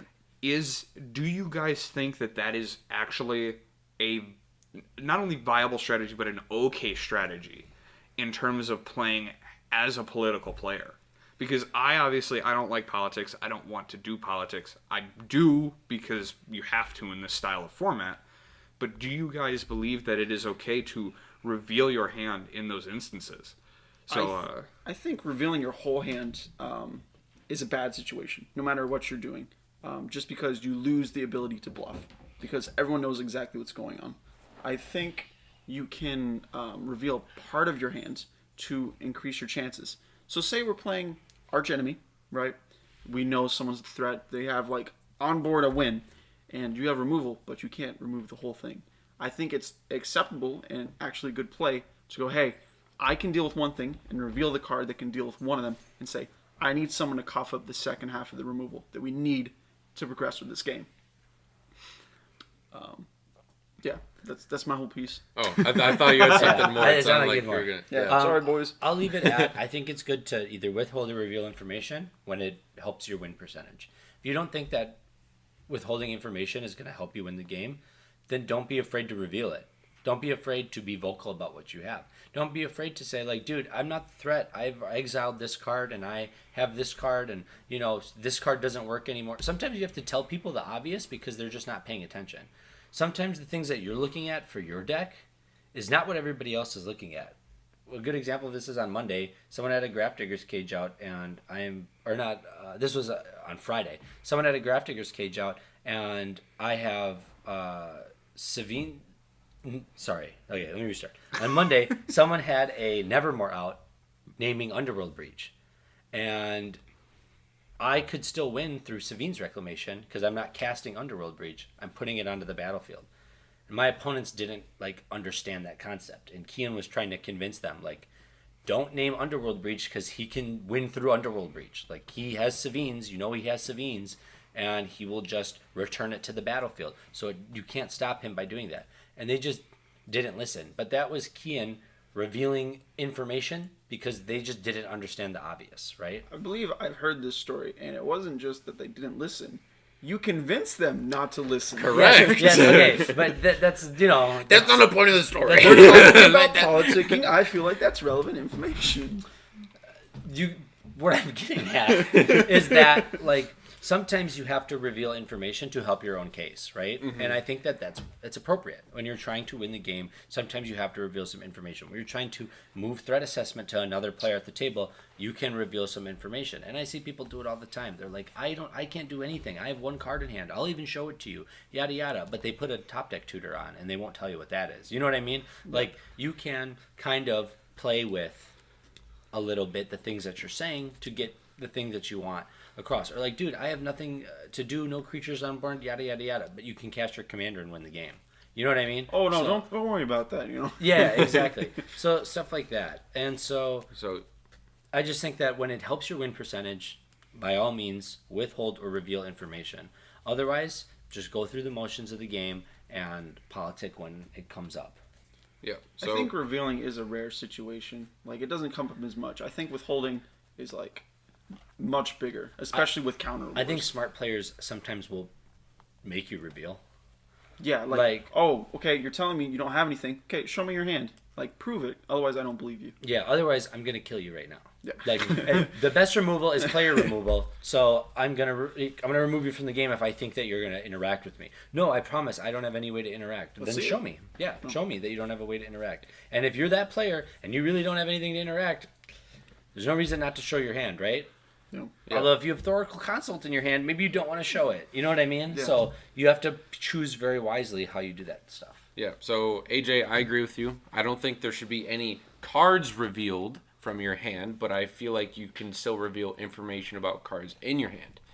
Because I feel that, like, revealing cards is like set in stone, I have this card. But revealing information, like being loose about it and being vague. Like, I have a counterspell. Or I have a bounce spell. Or I have a way to deal with the problem. And that way, maybe, I gain control of it, because now it's not a problem to me. Yeah. It's a problem to everyone else still, but it's not a problem to me. Yeah, and with, like, being vague, I think, and not, I have Force of Will plus a blue card, I can stop them.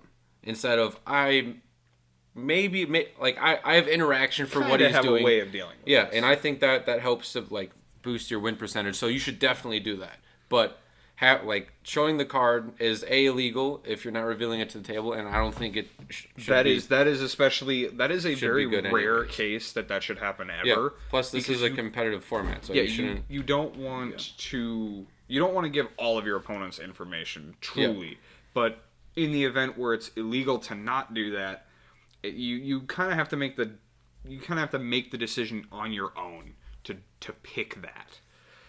Pick the times when to do that. Mm-hmm. Yeah, I agree with Kean here. Like, revealing sometimes is good to set stuff in stone, but often just saying, oh yeah, I have a blanket card that does this thing is much better. Yep. So, speaking of game win percentage, Adam. Yeah. Do you have something to talk about? Yeah, my next topic that I would like to ask you guys is, do you guys think politics help improve your win percentage? Do you think that politicking at the table helps you win games? For me, I think the answer is 100% yes. That politicking at the table helps me win games. It helps my win percentage. That's why I try to do it as often as I can. But for you guys, I'm interested in how do you guys think politics impact your win percentage? Do you think it really matters all that much? Or do you think that you're going to win just as many games whether you politic or whether you don't? Okay, so starting off, when I'm on a pod with you, politicking does not help increase my win percentage. It decreases it because you just go like, no, you're wrong, and then you out-talk me every single time. So in that case, no, it doesn't. But most of the time, I've been starting to politic more and more, and there's been a couple cases where it's came up, be like, oh, I wouldn't have won this game if I didn't make him use his interaction, so now I can cast Naus. Yeah, and I see that a lot in your games specifically, especially when Adam's in the pod. I mean, there's no politicking when Adam's in the pod. It's Adam's politicking, everyone else is listening and pretty much doing what he says. And SMH. like I'm not even gonna lie. I would state personally, I think like 25 to 30% of Adam's wins are politicking exclusive wins. True. Like that's almost my opinion on that. That's not true. I gotta cast cards sometimes. Oh yeah, sometimes intuition, I win. And then forget what they do. Wait, Final Fortune says I lose the game? What? Dude, the amount of times I've seen Adam read Force of Will, I think he'd know, by pixel how to recreate the art. It's crazy. Listen, I'm just hoping that I don't have to discard the card every time. But I never have 5 mana. Yeah, you're hoping that the text changed. Yeah. But I try not to use politics just because I like playing against the people, not the way that people sell. Mm-hmm. But just be a better salesman. I mean, I tried. It didn't work. That failed once. Yeah, that failed once. That's not happening I'll again. tell you what, AJ sells a lot of games. Yeah, that's fair. But I believe that politicking does help almost everyone's win percentages, just because there are those opportunities where you'll have one card in hand. There will be some problematic thing on the stack. Your one card in hand, if it's like Naus or something, right? I've had a lot of games in Cody where I'm sitting there and I have Naus as my only card in hand, and people will look and there'll be something problematic on the stack, and they'll look at me like, "Oh, are you going to become a problem, now or soon?" And I just kind of go, "I got one card in hand. What am I going to do?" And a lot of games will end where it's like, okay, I counter that, and I'm just like, okay, Naus, go. I'm like, I'm winning this game. This game is ending. And I see that in a lot of people. And I do think, even if it's marginal, if it increases your win percentage, it is something you should do. In the respect of competitive, in and of itself, we are cutthroat. We are, go for it. There is no holding back, and there's no feeling bad for winning unless you cheat. In my opinion, if not earning a win. I mean, whether you earn it with your words or with your play, if you don't earn a win, it feels bad every time. Yeah. So I mean, I don't know the rest of your opinions on that, but Bryce, what's up? So I think it's somewhat dependent on what your pod composition is. So, like, say I'm in a pod with Adam. If I don't politic, I will lose. Like, I need to politic just to stay afloat. So, yes, that seriously improves my win percentage. If I'm in a pod where it's 3 AJs and they don't politic, all they do 3 is AJs. just take in politics and go, okay, I'll just take note of that mentally. I won't say anything. Me politicking, I don't think it's going to do anything, like, whatsoever. Like, it only gets me so far. Because there isn't that table talk. So I think your chances of having an actual impact with politicking goes up the more people participate in it. I'll give one really good example. I agree. Of when politicking improved my win percentage. No one cares, okay? No, listen. We're trying to do listen, We've been gassing you this whole episode, man. No. You don't have to get... This isn't. Just shut up and listen, okay, buddy? I'm offended. bro, you gonna talk about your Judge. trail next? Come No, on. so when I played at the Chaos tournament, I went in that tournament 0, 1, and 3. I lost 1 game and I got 3 draws.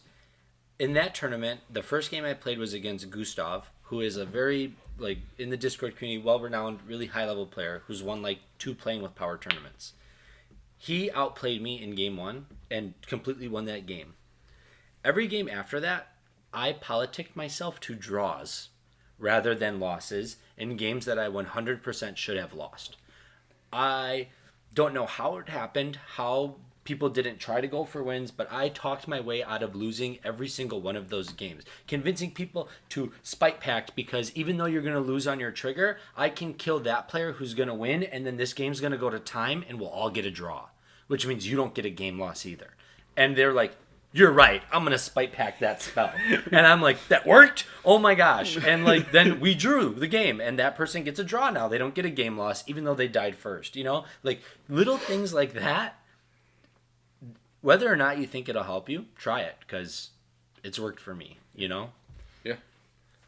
And I think watching you do this has really, opened my eyes a little bit. Like, wait, I have to talk instead of just sit here and I can't do just my play own ad thing. draws and win. What? I have to actually communicate with these people. Well, especially at the highest level of competitive play, when you're playing in these REL tournaments and stuff like that, knowing those rules can help you politic so much better. Like that specific instance where it's like, hey, you're going to lose this game, right? Lose in quotation marks because you're going to be out of the game first.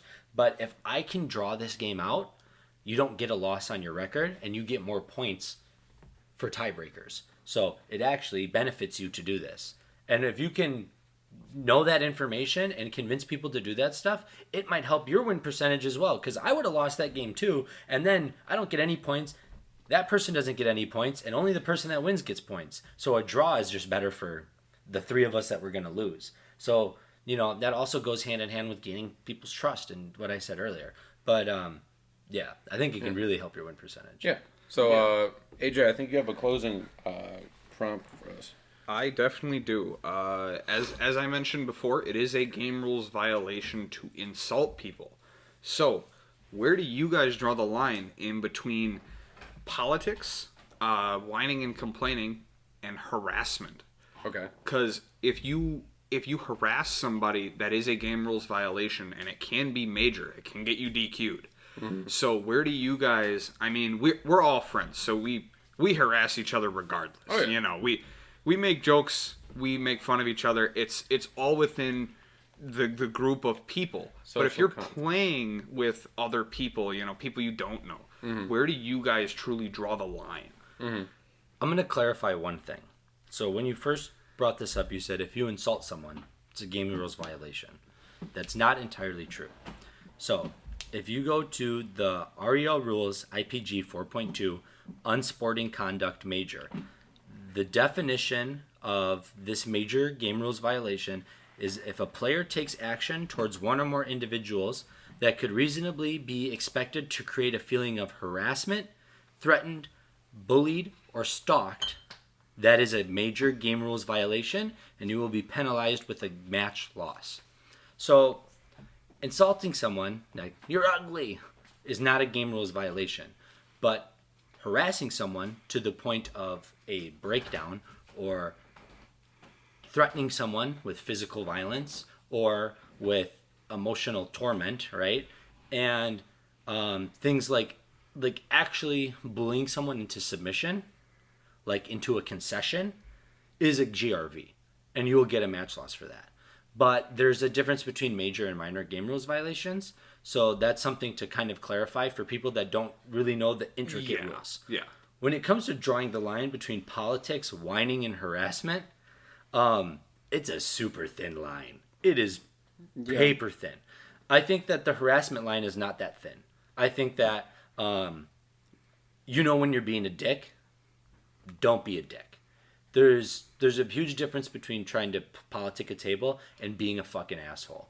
And we have it even in our Discord rules. Don't be a dick in big, bold, huge letters. Because no one wants to be a dick. No one wants to play against a dick. And if you win a game just because you're a dick, fuck you. There's no fun in that. That's not a game, right?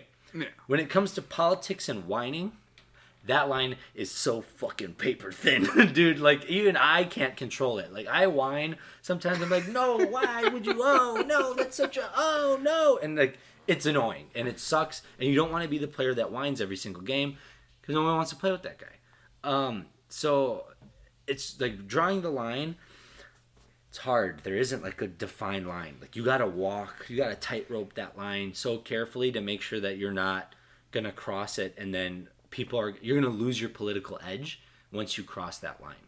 So you have to determine where is your line, and you're going to have to play a bunch of games and kind of figure out where the line is, because you don't determine the line. The other players at the table do.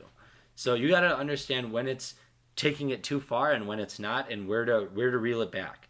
And I think that takes a lot of practice and you have to fail a ton. You have to lose a lot of games because no one believes you because you whine too much before you learn that, okay, this is where I know I've gone too far. And I think it's difficult to figure that out, especially if you're a new player. I think you take it too far all the time, man. Like you are way too nice.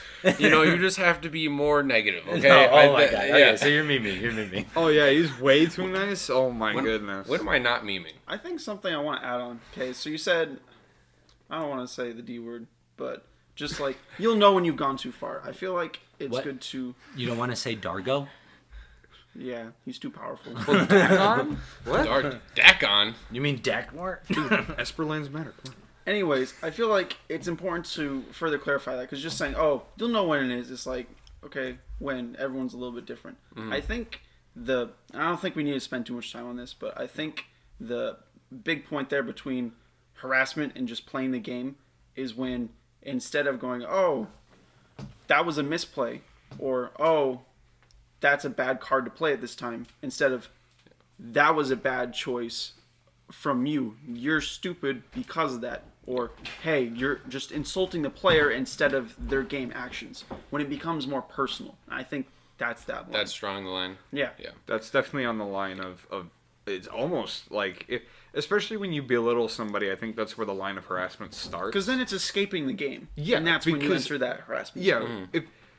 If you're insulting somebody's like deck for being good or something like that, like that's more whining. Like I hear that a lot with Cody. Like I had people ask who was playing Cody tonight, and they were like, who's playing that shitty deck? Yeah, exactly. It's like it's stuff like that where it's like it's there's a difference between obviously making a joke and then complaining and then harassment, and there's a lot of lines that you have to draw. But I believe it also comes down to when you learn. You can't spell harassment without ass. Don't be an ass. Yeah, that's really what it comes down to. Why is that what I get to see when you bring that up? What did you mean? No one can see anything. No one can see anything. Yeah, we'll keep eyes it. are gonna be We'll burned keep it for at life. that. We might not have videos on here for a while.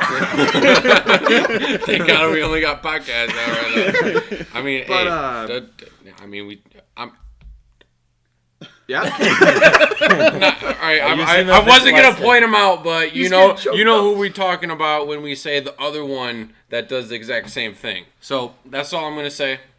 But yeah, I mean, it is drawing a lot of lines because when you start, I believe that once or twice of a complaint about the table in general is fine, but I believe once you start to get past that, at least in my opinion, you start to get into whining. Yeah. And I whine a lot. We all dude, whine bro, a listen. lot. I whine a lot all the time. I was whining today because my shit got countered turn 1 for no reason. They always have a flusterstorm. Like, dude, they do every time. No one else gets flusterstormed out of the percentage of us that play the games. No one else gets flusterstormed as much as I do. No, there is literally no. And you play Cody. It's like how dude, I'll the funniest thing too, because I'm like, oh, Keen's in the pod. I don't have to deal with a flusterstorm. I'll put 4 spells on the stack. All of them will resolve. It'll go to Keen's turn. He'll cast like 3 things, and then they get. No. You won't even cast 3. You'll cast 1, and they'll be like, all right, I cast this Flusterstorm. He's like, I'm gonna cast. What? I'm gonna cast Brainstorm, Flusterstorm. Literally, like it's, but that also ties into the thing about politicking, because like it's not politic. It's just as much as I hate it, it's the correct move. But I mean, sometimes I've seen a lot of stuff get countered that never should have gotten even the thought of being countered. Like I saw a Brainstorm get mental misstep the other day. And I sat there, and it's like, he's second in turn order. I think it was the 4th guy in turn order, misstepped the 2nd guy. And I'm sitting there, and I'm like, I'm 3rd in turn order. I'm like, what was that play? Like, there are a lot of times where it's like, I've seen Kian get hosed for no reason. Get good, kid. Literally. All right, well, does anybody else have anything else to add to any points or? Yeah, did we clarify that enough? I think we did. I think we well addressed harassment. Yeah, I think we did. Politics and whining, though. Where do we draw the line between those two? Again, I think Adam was right about it being a very fine line because it's hard. It's thin. It's hard. Politics could be or whining could be politics. Whining is subjective. Every other player at the table is going to consider you either whining or you just playing the game. And it all depends. We played with plenty of players where we think that they're whining and someone else is like, oh, I didn't notice that. I didn't think he was complaining that much. I didn't think they were complaining that much. You know what I mean? So I think that you can't draw a line. You have to figure out for yourself where's the fine point of where majority of people don't think I'm a whiner. You know? And also try to take the whining out of your politics. Try to take the whole like, why are you casting that? Why did you do that? No, don't do that. Try to anticipate things and talk about them before they happen instead of complaining about them once they do. That I think is where you draw the line. Yeah, if you're complaining about a resolve spell versus when it's on the stack, it's like, okay, we have an opportunity to deal with it. Not even that. Like, if a spell is going to be put on the stack, if you really want to politic, you have to say, do not pass priority. Let's talk about this spell before you pass. Because if you pass priority, you cannot take the spell back. If you are still holding priority, you can choose not to cast the spell. Because you're still in the casting part of it. As long as no information was revealed from other players at the table, which means as long as someone else doesn't gain priority and then pass their own priority, you can still take the spell back because it has not officially resolved and no one has had the opportunity to respond yet. You can be like, there's only two things that stop you from making a take back, see? Passing priority and putting another spell in the stack. Yes. Yep. So, like, if you want to politic a spell that's already there, you got to say, hey, before you pass priority, think about that before you do it because blah, blah, blah, blah, blah. Right? Don't complain about it after it's happened. You're whining now. Yeah. And I mean, the whining, the thing about whining is that you can also take that in different definitions of wording, you know. You can word a sentence differently to make it not be whining, you know. Yeah. Like, if somebody plays a spell you don't like, you could be like, that's, now you just screwed over my whole game plan. Or you could be like, I don't think that was, like, you can say things like, I don't think that was the correct play in this instance. I do that all the time in the game. I'll just be like, I don't understand that play line. And I'll leave it right there. And then they'll be like, oh, why did he say that? What did I do wrong? You're gonna make them second guess themselves. What? Yeah, but like that's a fair thing to say. It's like I don't understand what your play line is there, or I don't know why you would cast that. Is not whining, and can be political. You know what I mean? And you're not telling them they're a bad player. You're just saying I don't understand why you're doing that. Right? There's nothing wrong with that. I know for me, when things go like really bad, like my deck is super focused around artifacts. And say Null Rod hits the field, and I can't stop it. No one else wants to stop it. They're like, oh, that sucks for you, but that's fine. I think taking that into a political moment as well, I can be like, okay, I'm out of the game. This sucks. This is really bad. Or you can be like, this is bad, and kind of turning into like a humorous thing, and everyone's like, oh yeah, that does suck. And they'll be like, I told them it's bad, but it might not register in their head that, oh wait, he's trying to tell me I need to deal with this as well. Yeah. Mm-hmm. So, yeah. I think we talked about that really well. Talked about it. Well, I thought that was a really great discussion on politics and reading the table. I think we established what those two things mean and what our takes are and how they affect the game. I hope that the listeners found this topic as interesting as we did. I know I found it very interesting. Politics are a huge part of our format, and understanding how to utilize it as a strategy and knowing the difference between a good political player and a bully at the table are very important and should be discussed more often. Now that we have that out of the way, I think it's time for everyone's least favorite segment. Yeah, that's right. Buddy. No, I'm joking. This one's also good. Feeding the Fish. So for those of you who don't know, Feeding the Fish is a game we play on our podcast where there are 4 5-minute rounds. For each round, each person in the podcast has 2 minutes to feed the fish or pick a card and defend that card on theme for each week's topic. Then the fish, or the rest of the podcast, have 3 minutes collectively to either agree or disagree with the defending speaker. All time is uninterrupted and there are no rebuttals. So, who would like to start? I can start with feeding the fish this week. Okay. So the theme for this week, which I don't think Are you starting your timer? we stated. Well, I'm gonna state the theme. I want to do everything in my power to make it so you talk as little as possible. I mean, I have 2 That's minutes. not to talk. possible. He says 2 minutes. He says 2 minutes, but there's an extra 0. Yeah. For the theme for this week, we're gonna do. What do you guys think some of the most political? What do you guys think one of the most political cards in the format is? Mm-hmm. So to start, for me, I think one of the most political cards in the format is Intuition. I love Intuition. We keep bringing it up in this episode. It must be a political card. It's one of my favorite political cards. The reason why I think Intuition is a great political card is because not only can it be used for deterministic piles, but it forces your opponents to have to try to work together to try to outsmart you, the person who's casting the Intuition. And I think that is super fun, super great, and it forces your opponents to politic together and communicate.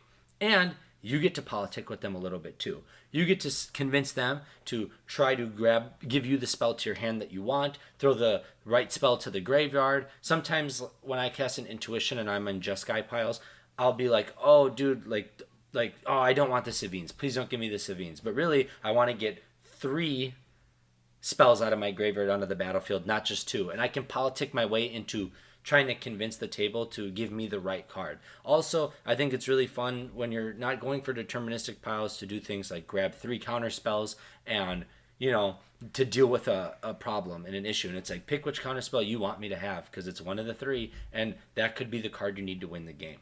I think that it's just a card that forces good social interaction, good politics, and even if you have a table that doesn't want to politic, they have to when you cast that card. It picks one target player, but all the cards are revealed. Everything is open information, so people just start jumping on it. And people are saying, you should pick this, you should pick that, you should give them this to hand, this to hand. And they really have to read your board state and read the table to know what to give you. And I think that makes it one of the best political cards in the game, and especially since it's played so much in cEDH. And I'll end my 2 minutes there. So you guys have 3 minutes to roast me. Or tell me why I'm right. Okay. I don't know how political that really is. I feel like the only way it can actually be super political is if you're creating a situation that is a net positive and you're forcing your opponents to do something. So say there's this important spell in the stack and you're like, okay, Intuition. And then everyone's like, okay, cool. And you go, okay, counterspell and Breach and Savines. It's like, okay, I'm getting my win cons. It's pretty much guaranteed. You can give me them and we all lose, or you give me the counterspell and I save the table and I get an attempt to win next turn. And deterministic piles, what's politics about that? It's like, I win, choose your flavor of death. That's my take on it. I mean, it's also really funny when you cast Savines into somebody else's spell and you pick them as the decider, because in certain occurrences, Intuition. Yeah, or when you cast Intuition and you pick that opponent who he either has to give you the win or lose his win, and that's where Intuition becomes a super more difficult choice than politicking anymore, because now you're giving your opponent the option to, okay, you're giving me the super high advantage, or you're losing. So, or you're not winning. So, helping your win percentage there is rough. And in the spirit of cEDH, you want to do as best as you can for your percentage. So, I believe that Adam is a half and half on it's a political card and it's not a political card. Because there are instances where you're like, all right, win con, counterspell. Mm-hmm. So either I'm going to have protection for maybe another win con in my hand, or I'm going to counter something somebody else is going to do, and now they have to kind of work together to figure out, is it better for him to have a way to deal with me, or is it better for him to maybe get one out of the 3 pieces he needs? Mm-hmm. Adam, I agree with you on this one. Mainly on the fact that Intuition sparks conversation at the table. I think whenever someone resolves the Intuition, everybody has to have their opinion. No, you got to give him this card. No, I have to give him this card. No, you're an idiot. He's going to win faster if you give him this card. But in reality, it doesn't matter. But in what Bryce was talking about with deterministic breach piles with Savines, yes, you're always going to win if you resolve a Savines. It doesn't matter what the outcome is. You're going to stop them win.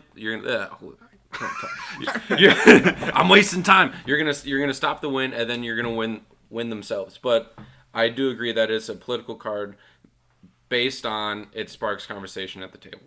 I just don't know if sparking conversation is the same as politics. Like, just because we're having a conversation doesn't necessarily mean, politics are happening. But it's determining game actions by either Adam or the opponents that he chooses. Yeah, we're out of time. You guys are out of time. Man, I wish I could respond. I have so much shit that I would say. Well, you can't, so shut up. Yeah. So who would like to go? Who would like to go next? I can go next. Okay. Time on the clock. Mine's going to be short and simple. I'm not going to use most of my time. I'm going to talk about Gitaxian Probe. It is a staple. We don't have to talk about how good it is. Like, it's good. The bit about politics, you are looking at someone's hand. It is inherently hidden information, so it's going to be just you and another player having that information. Once you're done resolving it, you have an amazing window to lie through your teeth. You can be like, okay, yeah, he has 3 wins in his hand. We have to deal with one of them. All right, everyone hold up counter spells and pass turn. Meanwhile, you're like, okay, I just need a couple turns to draw some more answers. You can create windows where you can go on. And obviously, they can be like, no, I don't have that in my hand. And you can be like, okay, I cannot reveal your hand. Only you can reveal your hand. So the only way for you to clear your name is to reveal your hand. And that's not something they ever want to do. So if they try and go, oh, he's lying, I have nothing in my hand, you're like, okay, then reveal. And they're like, well, if I don't reveal, then it looks like I have all this stuff in my hand. If I do reveal, everything's set in stone. They know I'm not a threat. I'm at a huge disadvantage. So there's a no-win situation there, and you can create whatever situation you want by naming some imaginary card. It's just a huge opener for whatever nonsense you want to spew. That's it. Okay. I can start. I agree with you. Not only in the fact that you can lie about what they have, or you can just literally tell them what they have and say, this guy's going to win next turn if you guys don't have anything. And I think that's been, I wouldn't say trending, but I've been noticing it more recently, where people have been Gitaxian probing, like people, and be like, oh, this is what he has in hand. Like, before, no one has said, oh, like no one has even said what's in that opponent's hand. It's been like concealed information. So, totally political, I agree 100%. And my time. I end my time. No, I think that I do agree. I think Gitaxian Probe is one of the more political cards in the game. I think it especially allows for the opportunity that the opportunity for you to, like you said, like lie through your teeth and kind of convince the table. Trust is one of those things that I said is very important, right, when it comes to politicking. And if you can make the table not trust another opponent, that's a huge advantage for you. So if you tell the truth or you lie about cards in their hand, and then they're like, I don't have that card in my hand. Why would you say I have that in my hand? And you go, well, show it to everybody if you got it in your hand. And they're not willing to do that. The whole table has now lost trust in that player. That player is at a huge disadvantage now. Now it is a 3 versus 1 because 3 people can trust each other and they can't trust one other player.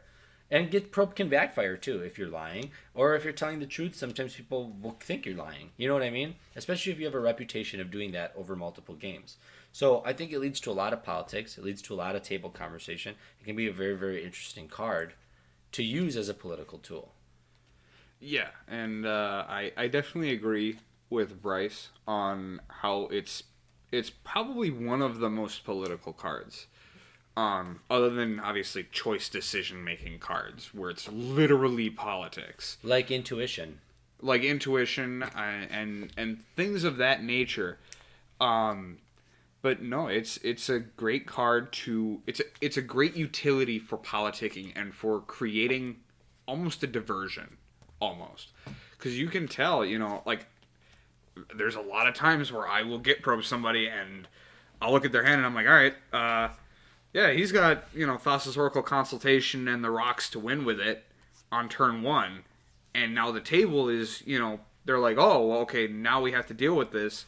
And a lot of times it's Kian, so he's like, no, I totally don't have that. And he's got like Naus in hand. So I'm just like, it's an interesting thing. And I think we're out of time for this segment, or for this section right now. Yeah. AJ, I think you're up, or do you want me to go? I can be up. I'll just say, I think that's the first time everyone's agreed with the feeding the fish. So, well, that's because it actually makes sense. do I get my golden star? Nope. No, you don't Hey, get it. who allowed you to talk? Shut up. Oops. I'm sorry about standstill last week, okay? Yeah, you better Bro, be. standstill best card. I don't know what you're talking You know about. how much flack we got for adding you to the... Okay, 5 minutes on the clock. AJ, you This is going to be really rough. So I picked Counterbalance. It's almost, in my opinion, it's not that much of a political card as much as it is a politicking. Like, it's politicking for you. You benefit greatly from it rather than the table. So, like, you can... Because now you have a huge decision and a huge advantage over everyone else. Especially if you combine it with things like Sensei's Divining Top. You are almost a menace to the table. Like, you don't become a threat. You become this kind of like protector of everything that's going on, because Counterbalance is just, it's a hoser for, especially in the current meta. It hoses a lot of things because everyone's on the same average CMC. Like, I've played just a raw Counterbalance past turn, and I've countered 3 spells in 1 turn rotation. You hit that 1 drop and it's game over for a lot of decks. And that it's really a political card in terms of, do you want your things to resolve? Because if you manage to get me value from me literally just choosing not to do my trigger, by all means, I'll let your spells resolve if they benefit me in one way or another. Mm-hmm. If somebody goes, oh, I need to get rid of this, well, does that benefit me? Like, if somebody's like, okay, I'm going to chain a vapor, or let's say Void Snare, because that's one that's on the top of my head. I'll Why bounce. is that on the top of your head? Because Void Snare is just like the best bounce spell. That's a huge argument. Regardless, somebody goes to bounce something, and I have, let's say, a 1-drop on top, and it's a 1-drop bounce spell. I can choose to let that resolve or not, and that's where the politics really come in. Is, does it benefit me? Because if it does, sure. But Time. yeah, that's time. Okay, so this is going to be easy. So Void Snare. I mean, you can bring up Void Snare. I don't care. Open and shut case. Yeah, Right, no duh. The fact that Counterbalance requires Void Snare. No. I just Void Snare. Hey, shut up. You can't You don't get to talk. talk. No. I'm saying. No, you're not allowed. It's our 3 minutes. We're the fish. We get to restart our timer. Yep, we get to restart. Yeah, go ahead. I don't No. care. Counterbalance it can be used as a political tool. I think it's one of the weaker political cards that you can play in the game, because you don't have a lot of control over it. You have control over the reveal, but I think your opponents gain more information than you do off of Counterspell. So I think your opponents it's a better political card for them than it is for you. Because when you flip that top, now they know what your next draw is. That's a huge political advantage. And if you can't manipulate the top of your deck, well, that's a huge disadvantage for you. Whether or not you counter that spell, for the one spell that you might counter out of every 3 or 4 flips, it feels really good. But how much information are you revealing to your opponents every time that you're doing that? Mm-hmm. So I think that it's more of a political card for your opponents than it is for yourself. And yeah, like, when are you not going to counter a spell if you have the ability to? And plus, it's up to chance if you don't have top deck manipulation. So it's really just revealing information, and in the cases, in the cases that like it works, like it's like, holy shit, I couldn't have done anything else. I couldn't have responded to this spell any other way, and the Counterbalance saved me. I don't think it's a political tool. I just think that it's like a good card, So I thought it was just straight up bad, but the more you talked, the more it made sense. I actually somewhat agree with you on this. I think He's simping. Simp. I mean, I'm not saying your points are wrong, but I think as the player, right? Obviously, you want to counter as many spells as possible, but all of a sudden, you have it on 1, and someone's like, "Oh, I can chain a vapor something, but I need you to just not counterbalance this. Yeah. And all of a sudden, you're put in a position of power. Why would you chain a Because vapor it if people you want could just void snare it? Yeah, what? That's It's a whole literally the nother best conversation. bounce You're killing spell, our dude. time, right? But it puts you in a position of power for people to politic with you. Instead of you going, okay, I need to politic with you, they're coming to you, which is kind of interesting.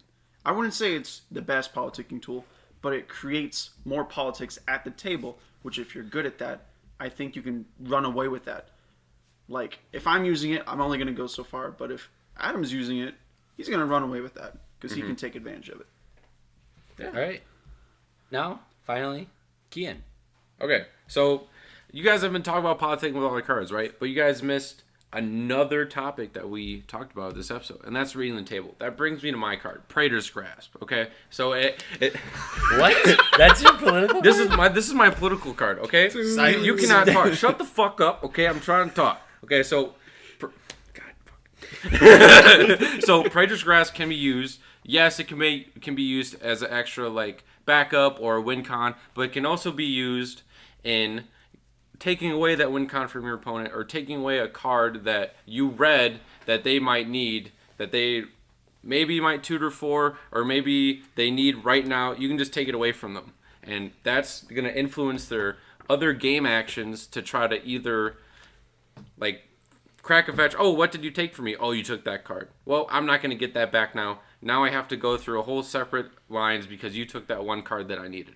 And yes, you guys will come at me, oh, that's not a political card. No, it's not. It's reading the table and taking away your opponent's game actions to either help progress your own game state or just stymie theirs. That's all I got. There's nothing freaking political about that. I mean, but hold on. Thanks for proving my point. But I wait a literally minute. said it's on theme, because the theme wasn't just politics. It was reading the table. But that wasn't the theme of the feeding the fish. Well, I don't care what the fucking theme of the feeding the fish is. I don't care about feeding no damn fish. It's also not reading the table. Sitting down and saying, "Oh, this commander plays this combo. I'm gonna take this card out of the deck." I don't think is really reading the table.